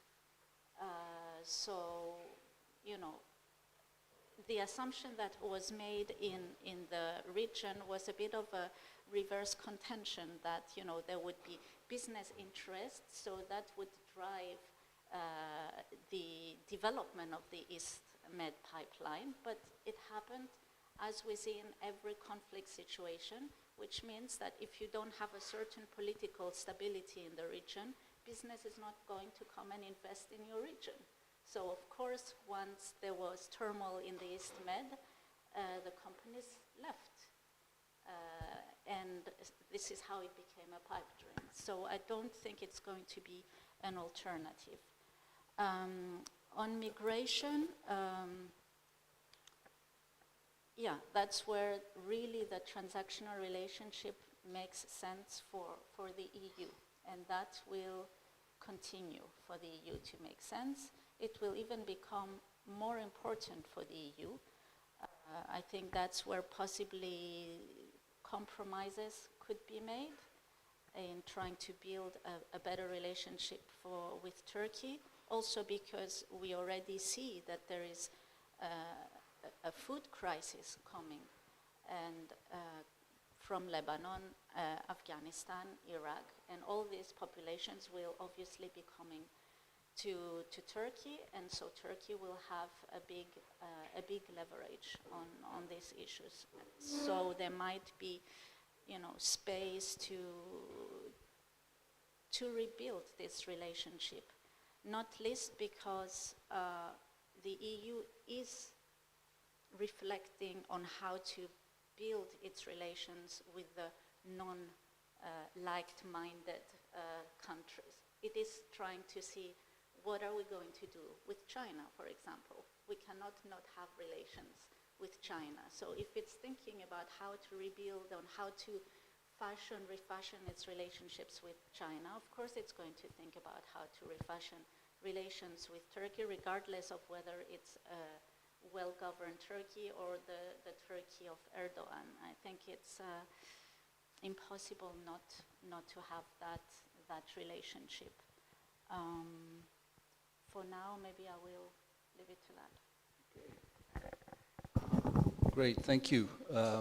Let's go straight to Dimitar Bechev. Well, that's a great presentation by Soli and got me thinking on so many fronts. So let's pick some themes without running the risk of going too far and into rabbit holes. The first one is about transactionalism. I was reminded of what our friend Mustafa Aydin likes to say, at least I heard him saying once, that everyone is transactional these days. So what Turkey does in its foreign policy is hardly exceptional. Transactionalism has become the norm in global politics. I'm not sure I agree, but it's worth thinking about that. And whenever we talk about the EU and Turkey, what springs also to mind is the comparison between EU-Turkey versus Turkey-US. Transactionalism appeared in its purest shape under the Trump administration. And Turkey practiced it, the Americans practiced it. And I know Soli has written extensively on US Turkey as well, so it might be useful to bring this comparison into the picture. Very often analysts would say that, I mean, the future of US-Turkey is anything but clear because the US is not as interdependent with Turkey. They can just leave and set their sights elsewhere. The alliance might fall apart, whereas EU-Turkey, there's this resilience element. Another colleague of ours, Gerald Knauss, in the old days, used to call it the Catholic marriage paradigm. The couple might dislike one another, but there's no divorce option. And I think despite everything, there's truth to that.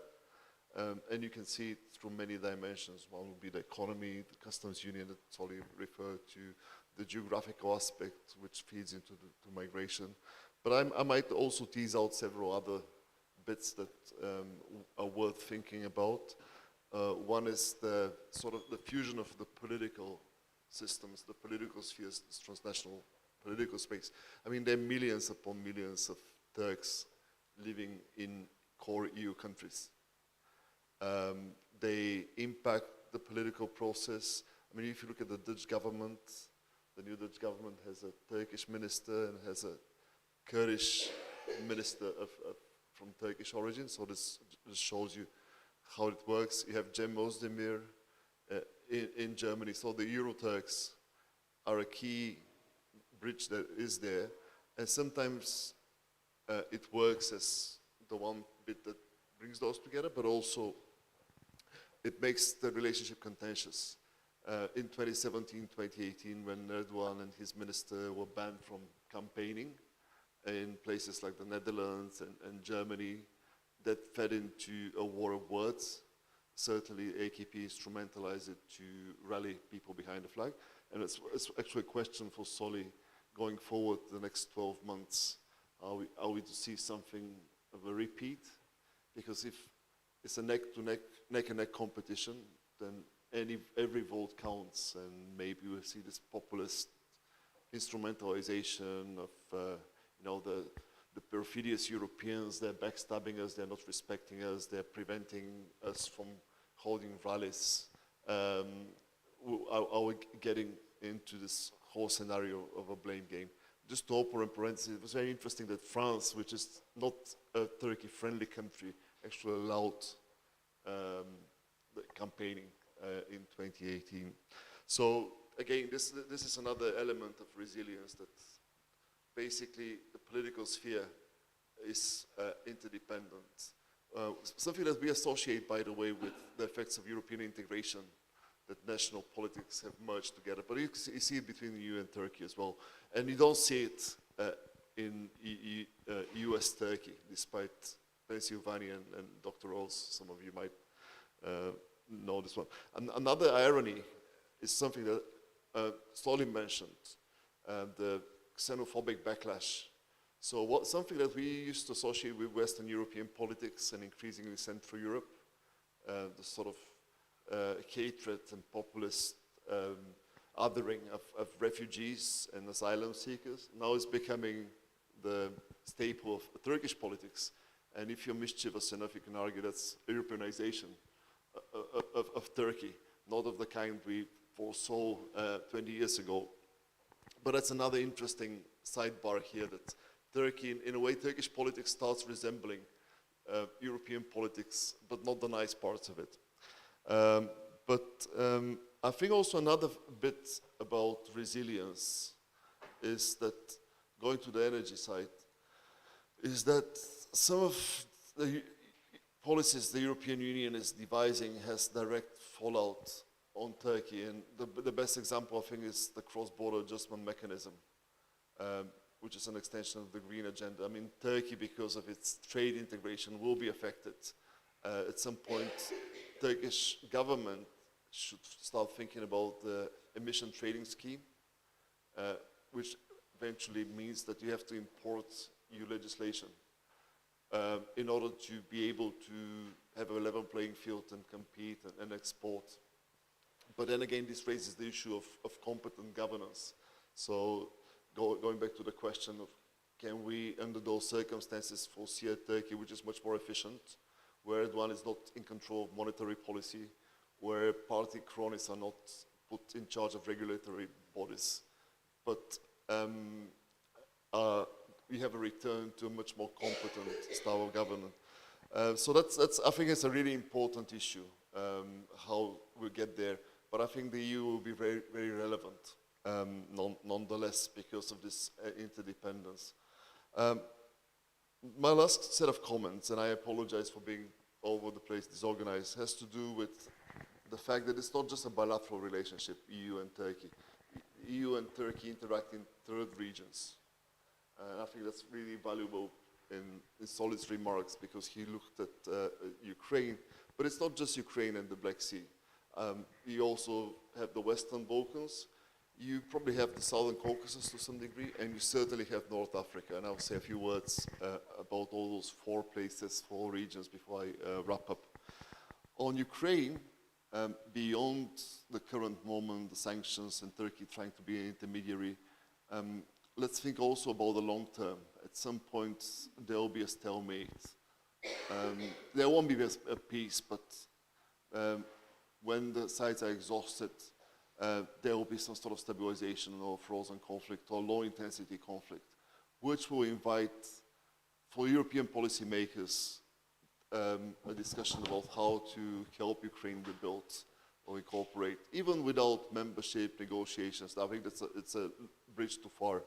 And I think that will be an opportunity for Turkey, because the moment reconstruction money starts pouring into Ukraine, which is the country next door to Ukraine with a great political relationship to Kiev, with a construction business, I think that will be an area of cooperation.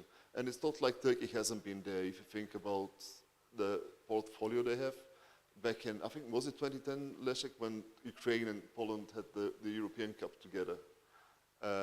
When they were building stadiums, the one in Donetsk, which won't be in Ukraine anymore, this much we know, but Turkey built the one in Donetsk, and I'm pretty sure there were other facilities built. So I think Ukraine longer term will provide lots of ground for cooperation. And I think it's the same in the Western Balkans.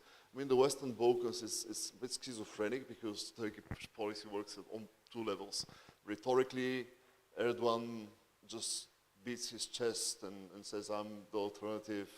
I go to Sarajevo and everyone comes to my side, and then I wag a finger at the Europeans. But if you look at the substance of Turkish policy in the region, it's not diverging from the West. Turkey supported NATO enlargement. I mean, compare, contrast the response to Finland and Sweden versus the response to Montenegro and North Macedonia. Turkey has been very constructive. Also, energy, Turkey is on the same page with gas diversification. Even before getting into Eastern Med, now the Southern Gas Corridor is working at 10 billion cubic meters, but Turkey and Greece and Bulgaria and Italy, which is the big consumer, have been working together, and if there's the extension of the Southern Gas Corridor, Turkey will be involved. So long story short, there's this Janus face quality to Turkish policy in the region, challenging the West, but also very often working together. Southern Caucasus might be a bit different, because the EU is not there. I mean, I haven't seen the EU saying anything about Armenia. It was irrelevant in the Nagorno-Karabakh conflict, and now EU won't be offering much to Georgia. Georgia is the odd one out because of democratic failure there. I mean, if you look at Moldova and Ukraine, they stand a chance, but the Georgians will suffer. But Turkey is still an important factor there, and it has lots of potential to do positive stuff. So if I was anybody in Brussels or in the member states, I'll be thinking also about this region. Finally, North Africa, let's not forget at least Libya, before we get elsewhere. Turkey is a critical player there. The problem is on the EU side, however, because some member states have a similar position to Turkey. During the hot phase of the conflict, they supported Tripoli. I'm thinking about Italy, for instance. Others, like France, were on the opposite side. So if we, as Europeans, want to engage Turkey in those places, which, by the way, geographically are part of this European space, if you sit in Malta or in Rome, you tend to care about Libya or Tunisia. We have to get our act together in Brussels as member states, which also reminds me that another thing in this discussion which I think is missing is that we take EU as a monolith. But when it comes to Turkey, you have a web of relationships, right? You have Macron saying that you have to contain Turkey, you have to help the Greeks to just push back. But at the same time, you have Viktor Orban saying that Turkey is a partner, is an ally. I think that's the same, despite what Soli had to say about Bulgaria and Cyprus. I think the but the thing about anybody who will be in power in Bulgaria will probably have pro-engagement policy, irrespective of whichever party runs the show. For a variety of reasons, we need not go into that. I mean, Spain was another country that actually, during the discussion on sanctions, argued against putting too much pressure on. So there will be a great diversity, and no doubt Erdogan and whoever else happens to run Turkey will be exploiting or taking advantage of diversity in Europe and trying to secure bilateral alliances. I mean, Poland has become very relevant as well, so Central Europeans are much more visible in the Turkey debate to the extent that they weren't a decade ago. So, yeah, I mean, there's transactionalism, but there's so many things that connect Turkey and the EU, and sometimes that works to the benefit of the relationship, sometimes it's just a point of fragility and they generate conflict. And I think my famous last words, we're in for a bumpy ride the next year, I think. Soli, do you want to respond immediately to some issues? Okay.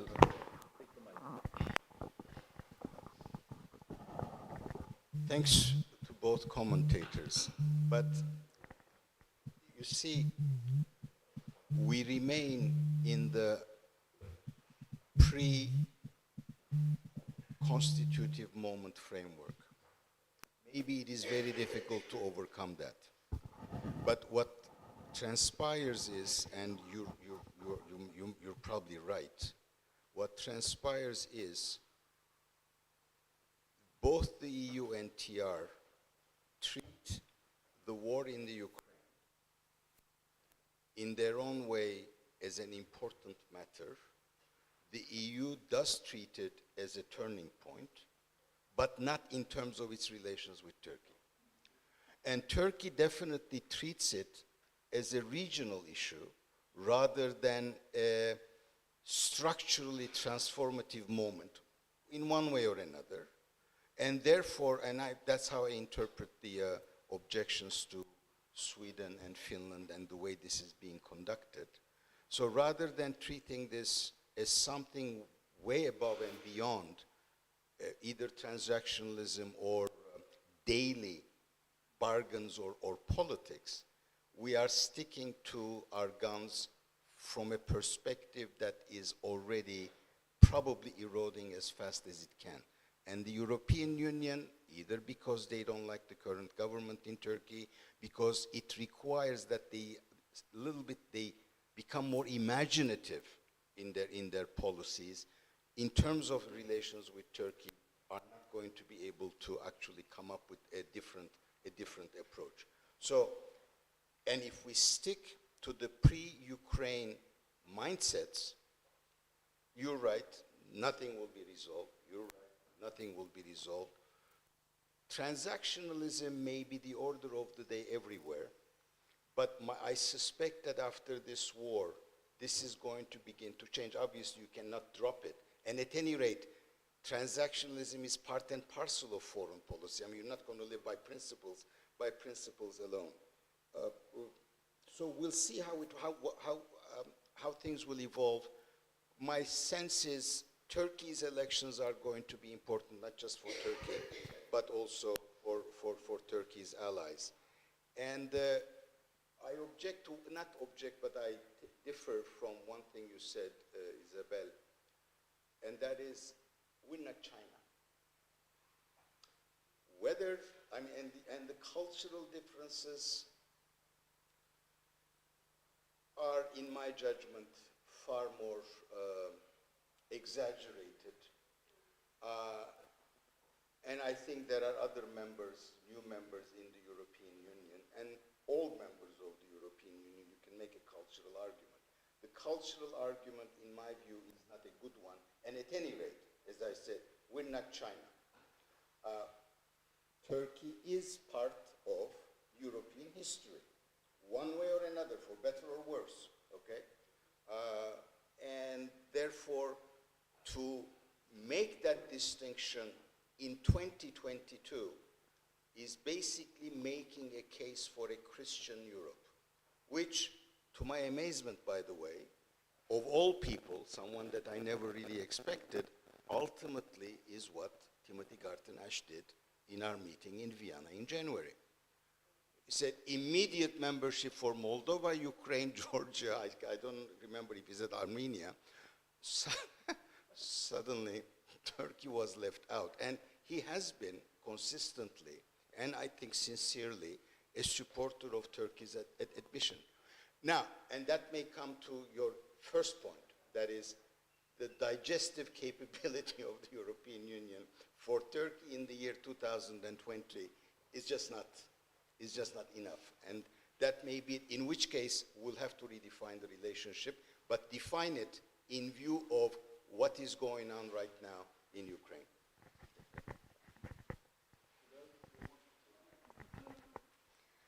I just wanted to say, well, first, the comparison with China was more about the clout that Turkey can have on global politics and not the cultural element.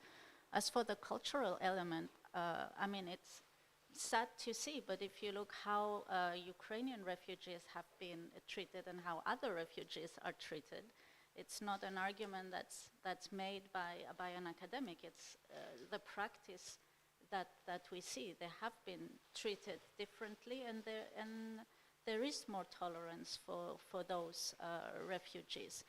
And there is also, I mean, it's also in line with the increased influence of xenophobic and right-wing populists that we talked about yesterday, so in Europe. So this barrage, if you like, I think is real, and it's become more obvious now with Ukraine. We've just laid our cards on the table, and then I just wanted to react to something very important that Dimi said about the nature of the EU. Who is the EU? And yeah, I mean, it almost seems that for the East Med, there's been a sort of a decentralization as to who is going to deal with the East Med. And, you know, we have the 5 main actors. Unfortunately, 2 of them have a clear confrontational position because the boundary problems are real, or at least are perceived as real by Greece, and definitely they're real in Cyprus. We cannot contest that there is a boundary issue. So these are the 2 countries. Then obviously there's Germany because of the big immigrant population of Turks in Germany. And then as far as the power of balance with the big countries from the Mediterranean, I would say that the East Med has been delegated to France, while Spain would do more the Western Mediterranean. And of course, this delegation happened at a moment where France had very big vested interests in the region with what was going on in Lebanon. It was right after the explosion in Beirut. It didn't, in the end, amount to very much because of... It didn't amount to anything. Okay, amount to... I'm being more diplomatic. But yes, okay, it didn't amount to anything because Macron went to Lebanon with very high expectations, over-promising, under-delivering, but isn't that a little bit what happens most of the time by many of the politicians and not just Macron?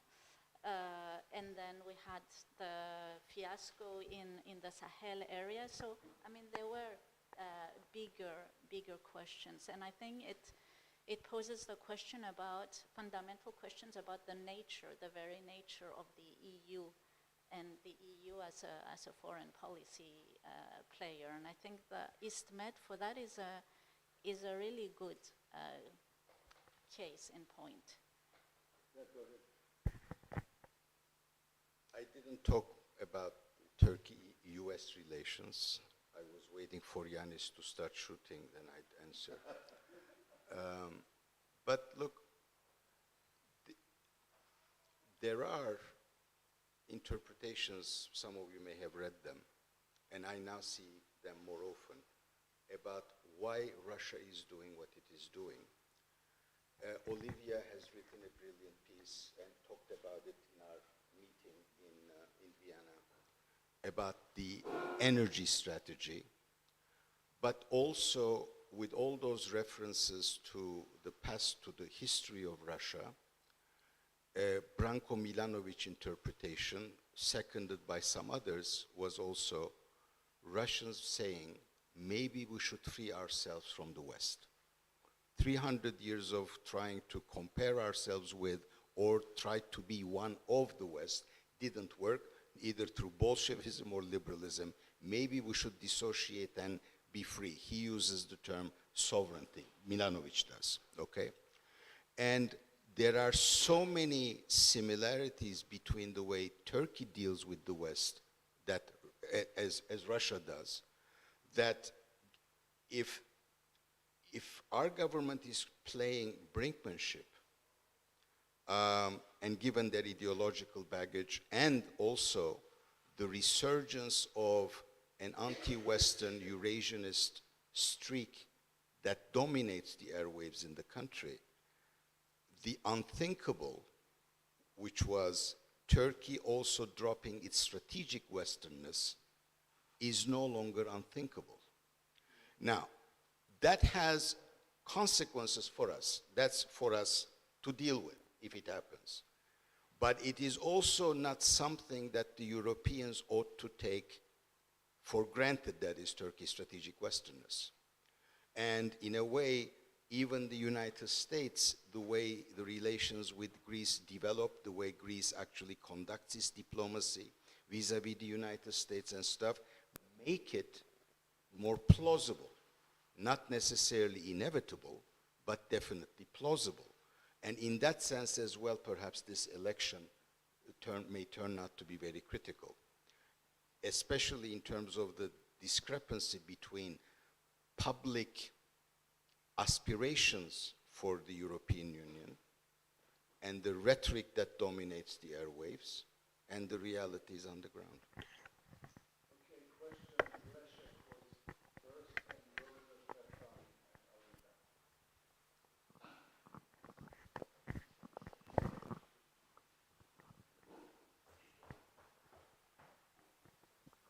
Thank you.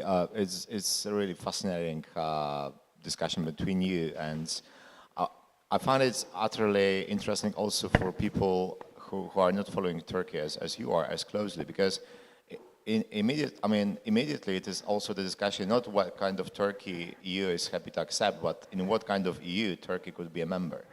And this is a fascinating discussion about the identity of the EU. Who can be a member of the EU?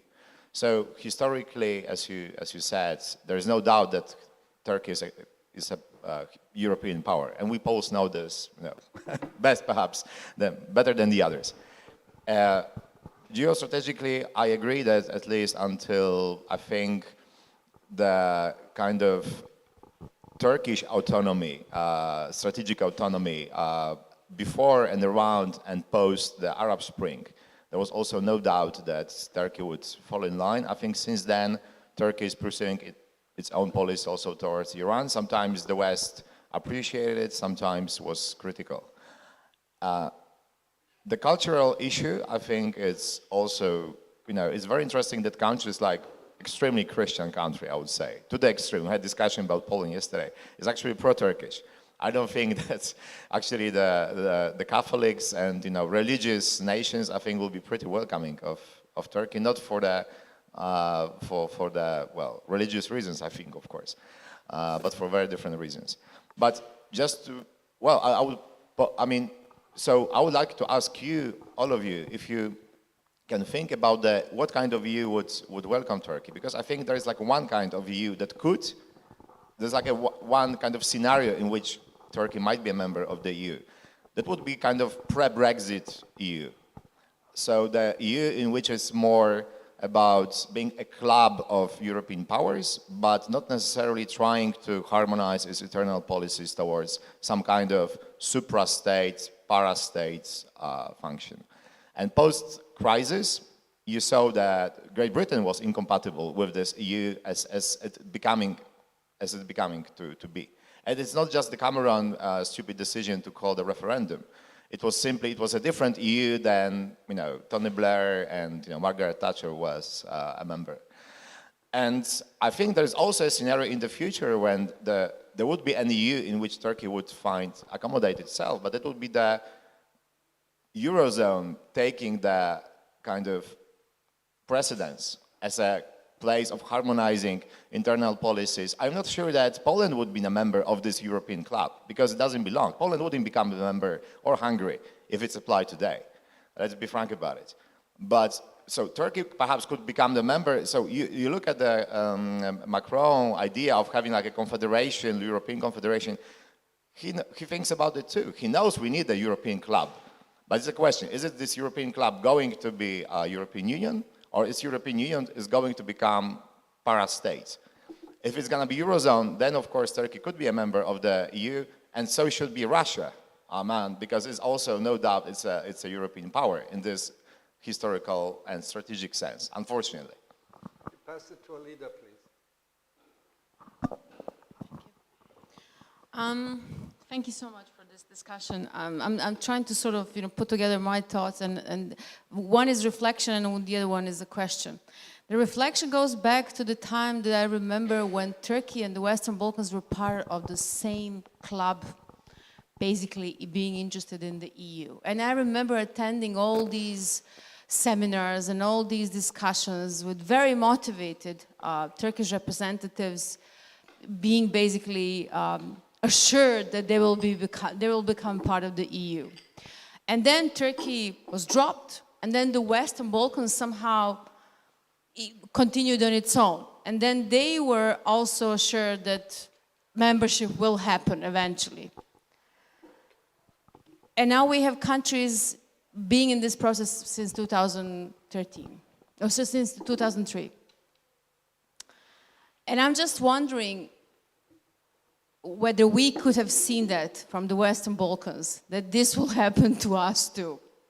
Because we didn't question ourselves, but we were kind of, we let the Turkey go very easily because we realized that the Turkey will not become part of this club, and it has been decoupled. It's really just for me a reflection whether we could have known already at that time that this process will be extremely difficult for us as well. The second question is about EU being reinvented in a way, or coming up with creative solutions for anything really, because we keep on talking about China, but if EU was and is still struggling with Turkey, how do we really realistically can expect EU to grasp and go about China in all possible ways? I think it's a fair question to ask. Thank you. To Rosa now.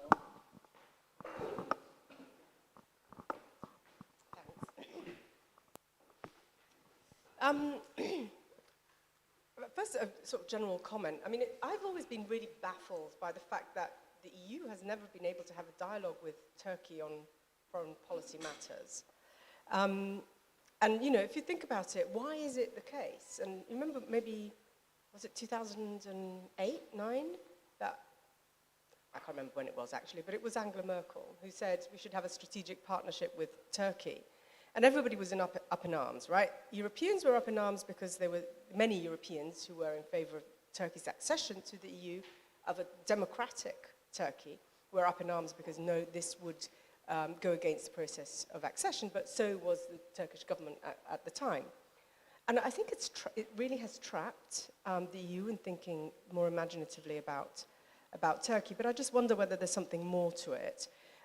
Which also makes me wonder about the enlargement process, the accession process, where foreign policy is actually relegated to alignment on common foreign and security policy, which I don't even, I spelt out the full acronym. I don't actually use the full title. I don't actually use it any longer because I don't think there's anything to say on CFSP.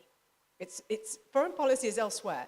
So maybe the actual accession process needs to look at foreign relations differently. That's just a sort of general comment which I think goes beyond Turkey. The other thing Soli, you asked a question about, and I'll get there, it goes to where does Turkey belong? But you asked the question whether a less democratic Turkey, but with decent governance, would it attract FDIs?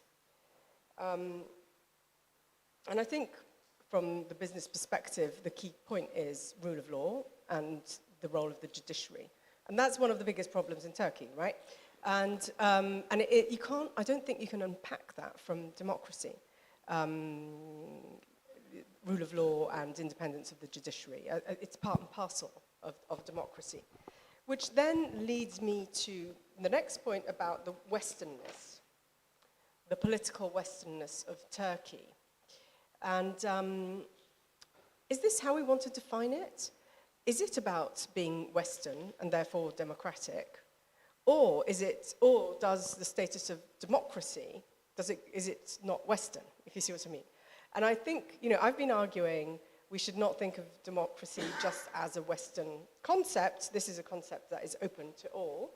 And that, sorry, I could see you're frowning because you're not making sense. And for me as well, I just want to understand. Yeah, no, I mean, it's not necessarily a specific question. I'm just wondering how useful is it to think about strategic and political Westernness in the context of of Turkey, when actually perhaps we want to think about democracy not just as a Western product, and which again relates to where Turkey belongs. So if, the whole debate about Turkish accession is Turkey part of Europe or is it not, because you've got the sort of cultural arguments saying Turkey's not really part of Europe, basically because it's a Muslim majority country.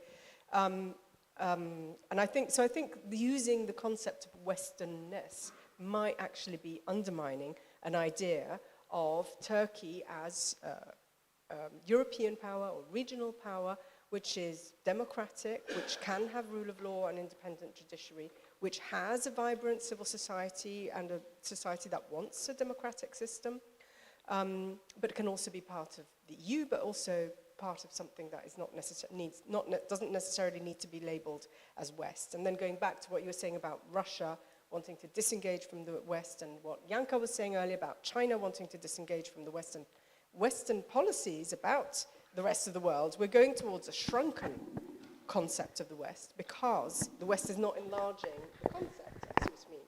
You see what? Yeah, I mean, a bit odd, but. No, good. Stefan. Thank you. I was thinking a bit about this heavy emphasis on the word transactional in our discussion here. And I was thinking on the one hand, all politics is transactional, right? But if the intensity of the transactional relations becomes higher and higher, then of course it turns into something structural and potentially also transformative. And that is certainly the case with Turkey. These multidimensional relationships that we talked about that are in a way, as Dimitar has pointed out, you can't separate from Turkey. This is inherently, it's part of us basically. So the problem is that the kind of the framework that we have for a non-transactional or beyond transactional relationship is dead. It's sort of a dead enlargement process that neither the EU nor Turkey is ready to actually terminate, but it's at the same time, I think it destroys trust and it is inherently unsatisfactory to either side. And my question to Soli is now, can we see also the Ukraine shock in a way as a possibility to move sort of beyond this and to think of something different? Because we have this half-dead relationship now for a long time. At the same time, the UK has left the EU, which I think from the Turkey perspective is a major development. Another big, powerful country in the EU that is in Europe that is not part of the EU framework. Then you have now new candidates from Eastern Europe. All these environments changing the picture quite considerably. You have also Macron's proposal for a European political community. I just wonder, do you think that this is a new context in which we can actually move beyond something that is sort of inherently counterproductive because nobody has any confidence in it at all. Thanks.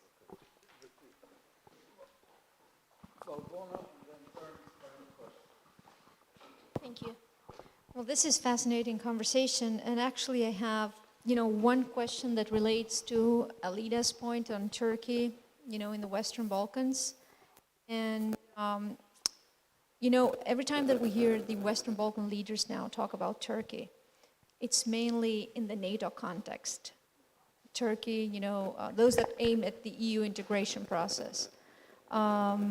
So Turkey is a strong partner, a strategic partner for most of the countries. So how do you see that relationship developing, since Turkey has, as Alida was explaining, it's completely stalled the EU integration process, and the other countries would like to move ahead? And what is the influence, according to you? What is the real influence that Turkey has in the Western Balkans?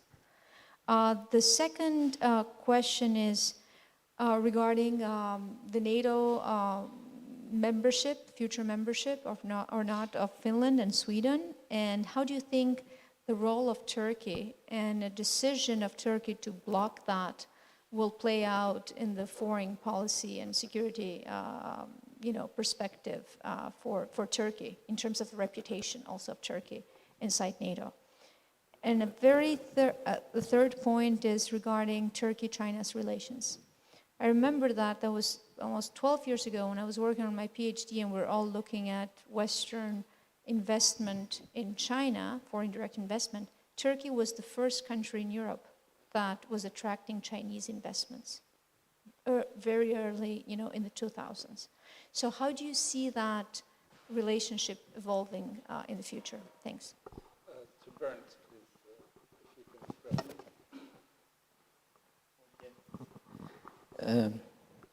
Just one observation. The demographic factor could be a kind of elephant in the room, because it was, interestingly enough, not really touched. If we think that Turkey, when I was young, was a country of the size half that of middle-sized countries from Spain to Poland to Romania and so on, and soon will have a population of 100 million persons. Interestingly enough, the one and only country which only wanted to see a common single market, just a market, and thought where we need all these consumers into the European Union, was the UK. The UK is now out, whereas all the other countries who then try to slow down and kind of evade an approachment process, were hiding behind the argument of autocratic tendencies in Turkey. So how can we? It's too powerful a country for being so extravagant in its behavior, so to speak. Hidden agenda. Whereas, how do you see? What role does it play, and why is it not? It doesn't get it explicit treatment in all those reasoning about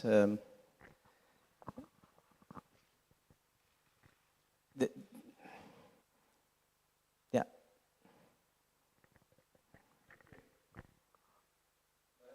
If you'll indulge me, I'll come with a hyperbole first. I'll start with Rosa's question, over which I'll need to think more about. But here's how I see it's not just post-Ukraine world, but it is the post-2008-9 financial crisis, Eurozone crisis, COVID, and the Ukraine war world. And we have at least some of the elements before us. If it may not be total deglobalization, but it will certainly be a different type of globalization. And one aspect of that is going to be clusters of economic regions are going to be trading and doing business with one another, which is why a Swedish company is going to not totally divest from China, but will reduce its risk in China. That is why, if it succeeds in the United States, there will be some going back to manufacturing in order not to be so dependent on outsourcing, which was the fashionable word of the period between 1980 up until now, all right? So we will have a different, and that means Europe is going to be one of those clusters, okay? And whether or not Europe is going to be one of those clusters as a partner or in a transatlantic economic cluster, larger cluster, or just as Europe is a big question, and I would suspect that demographically it would be better to have a transatlantic economic cluster than just a European cluster. For better or worse, Turkey is part of that cluster. And going to your third question, I wasn't present there because I was somewhere else, but we had a conference of International Relations Association, which is founded by Mustafa Aydin. We had a conference there, and apparently a young academic who actually studies this particular issue laid bare that even the Chinese are not investing in Turkey anymore. Because when you 13 years ago looked at that, Turkey was a desirable, admirable, rules-based or whatever country. So even if the Chinese, after so much courting by the Turkish government, are at least reluctant, that tells you something about what I come back to, the issue of governance. The issue of governance, with or, and I'll get to the rule of law thing. So, a second aspect of it is, and I don't know how it will all congeal, the immediate reaction on the parts of almost everyone that I know was, okay, Europe is back, it's united, transatlantic relations are revitalized, Europe has now found a voice in strategic terms, and NATO is going to be the central institution around which the new West is going to be built, okay? Can we be as certain today about that tomorrow? I don't know, but elements of that are going to be there. Turkey is also, for all the problems that it may have now, part of that NATO, okay? So if this is the world that is emerging, then the question for Turkey is, and I will say in strategic terms, economic strategy or military, where on earth do I belong? Do I want to be left alone with Russia, however weakened it might be, and squeezed between Russia and Iran, whose expansionism cannot actually be contained by anyone right now? That is the question we need to answer that we're incapable of even formulating today because we're in a frenzy. Okay. So if that is, and what the European Union must ask is, if indeed clusters are it for the future in economic terms, and if the Turkish military is an important asset, can we do what Macron wants to do and keep Turkey out of that equation? Okay? If we're going to think about the world of the future and Europe's place in it. So coming to this issue of Westerners, you are technically right, but when I say West, I also now differentiate between the geographic West and the conceptual West. So Korea is as much part of the West, or New Zealand, or Australia, or Taiwan, today's Taiwan, used to be Hong Kong, as I know Slovakia today, or Germany today. So, yes, maybe a different word would be necessary. I'm not objecting to that, but it's in that spirit that I use this political Westerners thing, okay? At the end of the day, it is still that systemic West, capitalist and democratic, for some time at least, the future, of which, whether or not Turkey is going to be part of that. So, coming to the specific questions.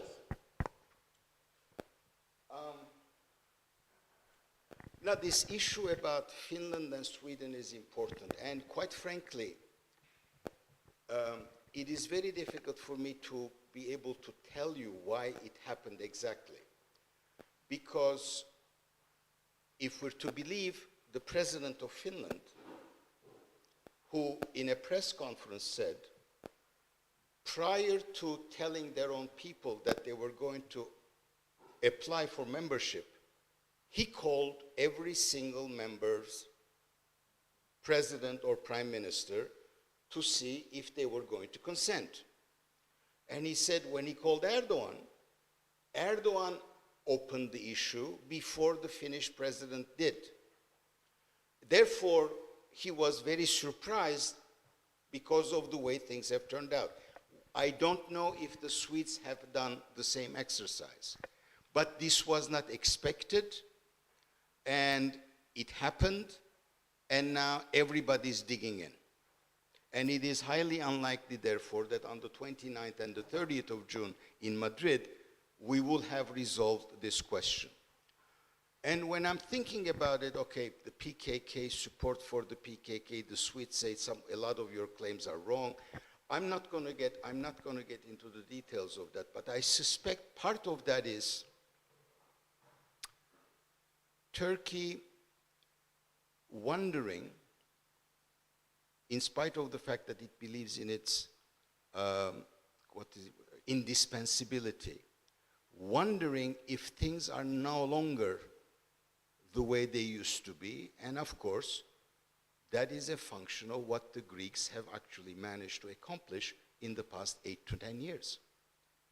They built networks, they bettered their relations with the United States, new bases have been opened, and suddenly the diplomatic balance of power between the two vis-a-vis their relations with the United States, and therefore within NATO, appears to have shifted in spite of Turkey's immense geographic advantage or geopolitical advantage on that score.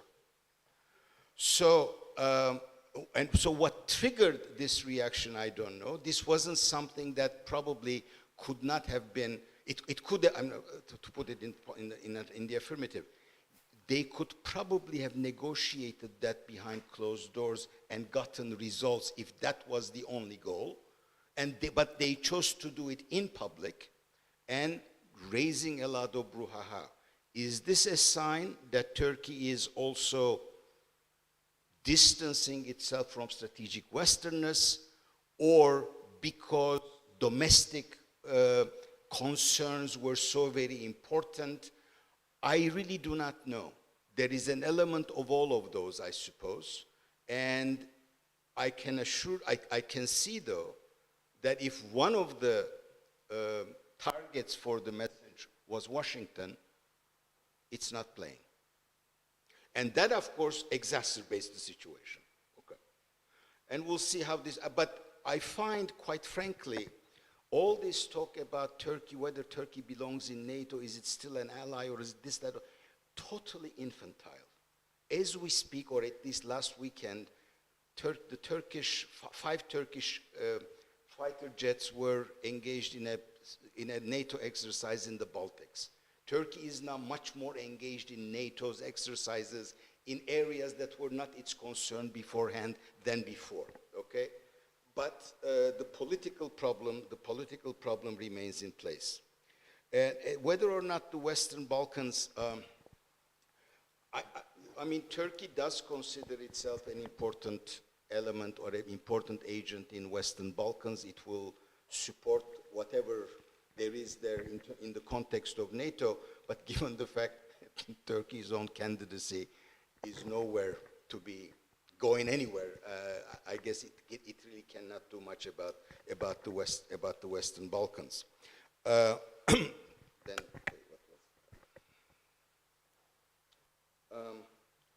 the Arab revolts.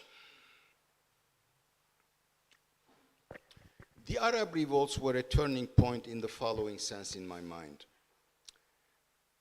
They shifted Turkish foreign policy under the AKP from a primarily economic interest-driven one, with some degree of ideological commitments as well, to an almost exclusively ideological commitment when it came to the relations with the region. And that is why Turkish foreign policy got militarized, and now there is repentance time, so you want to make amends with Egypt, Saudi Arabia, United Arab Emirates, and Israel. And honestly, it shows a country that unnecessarily weakened itself and appears to be not an equal or a robust agent, but a supplicant, because it needs, for economic interest purposes, all those relations to be revitalized. And in the meantime, of course, a lot of the Ikhwan people who have taken residence in Turkey are gently being asked to leave. I don't know where they go.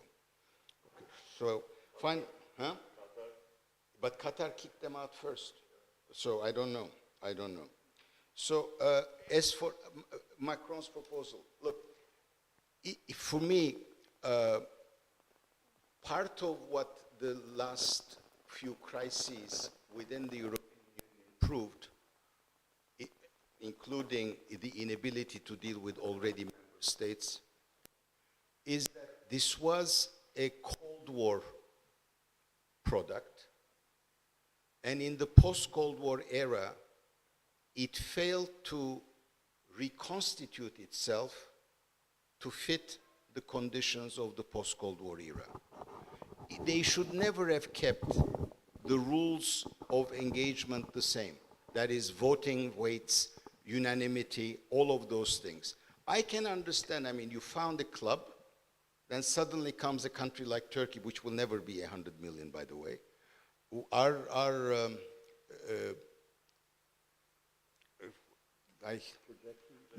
Not projection, but our fertility rates are pretty low.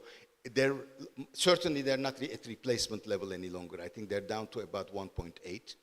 Anyway, so if Turkey comes with, I don't know, 90 million, and Germany's population is going to decline in the next 20 years anyway, and then you'll have the largest voting potential. And this is unacceptable, but all of those things should have been done before the big enlargement, before the Big Bang.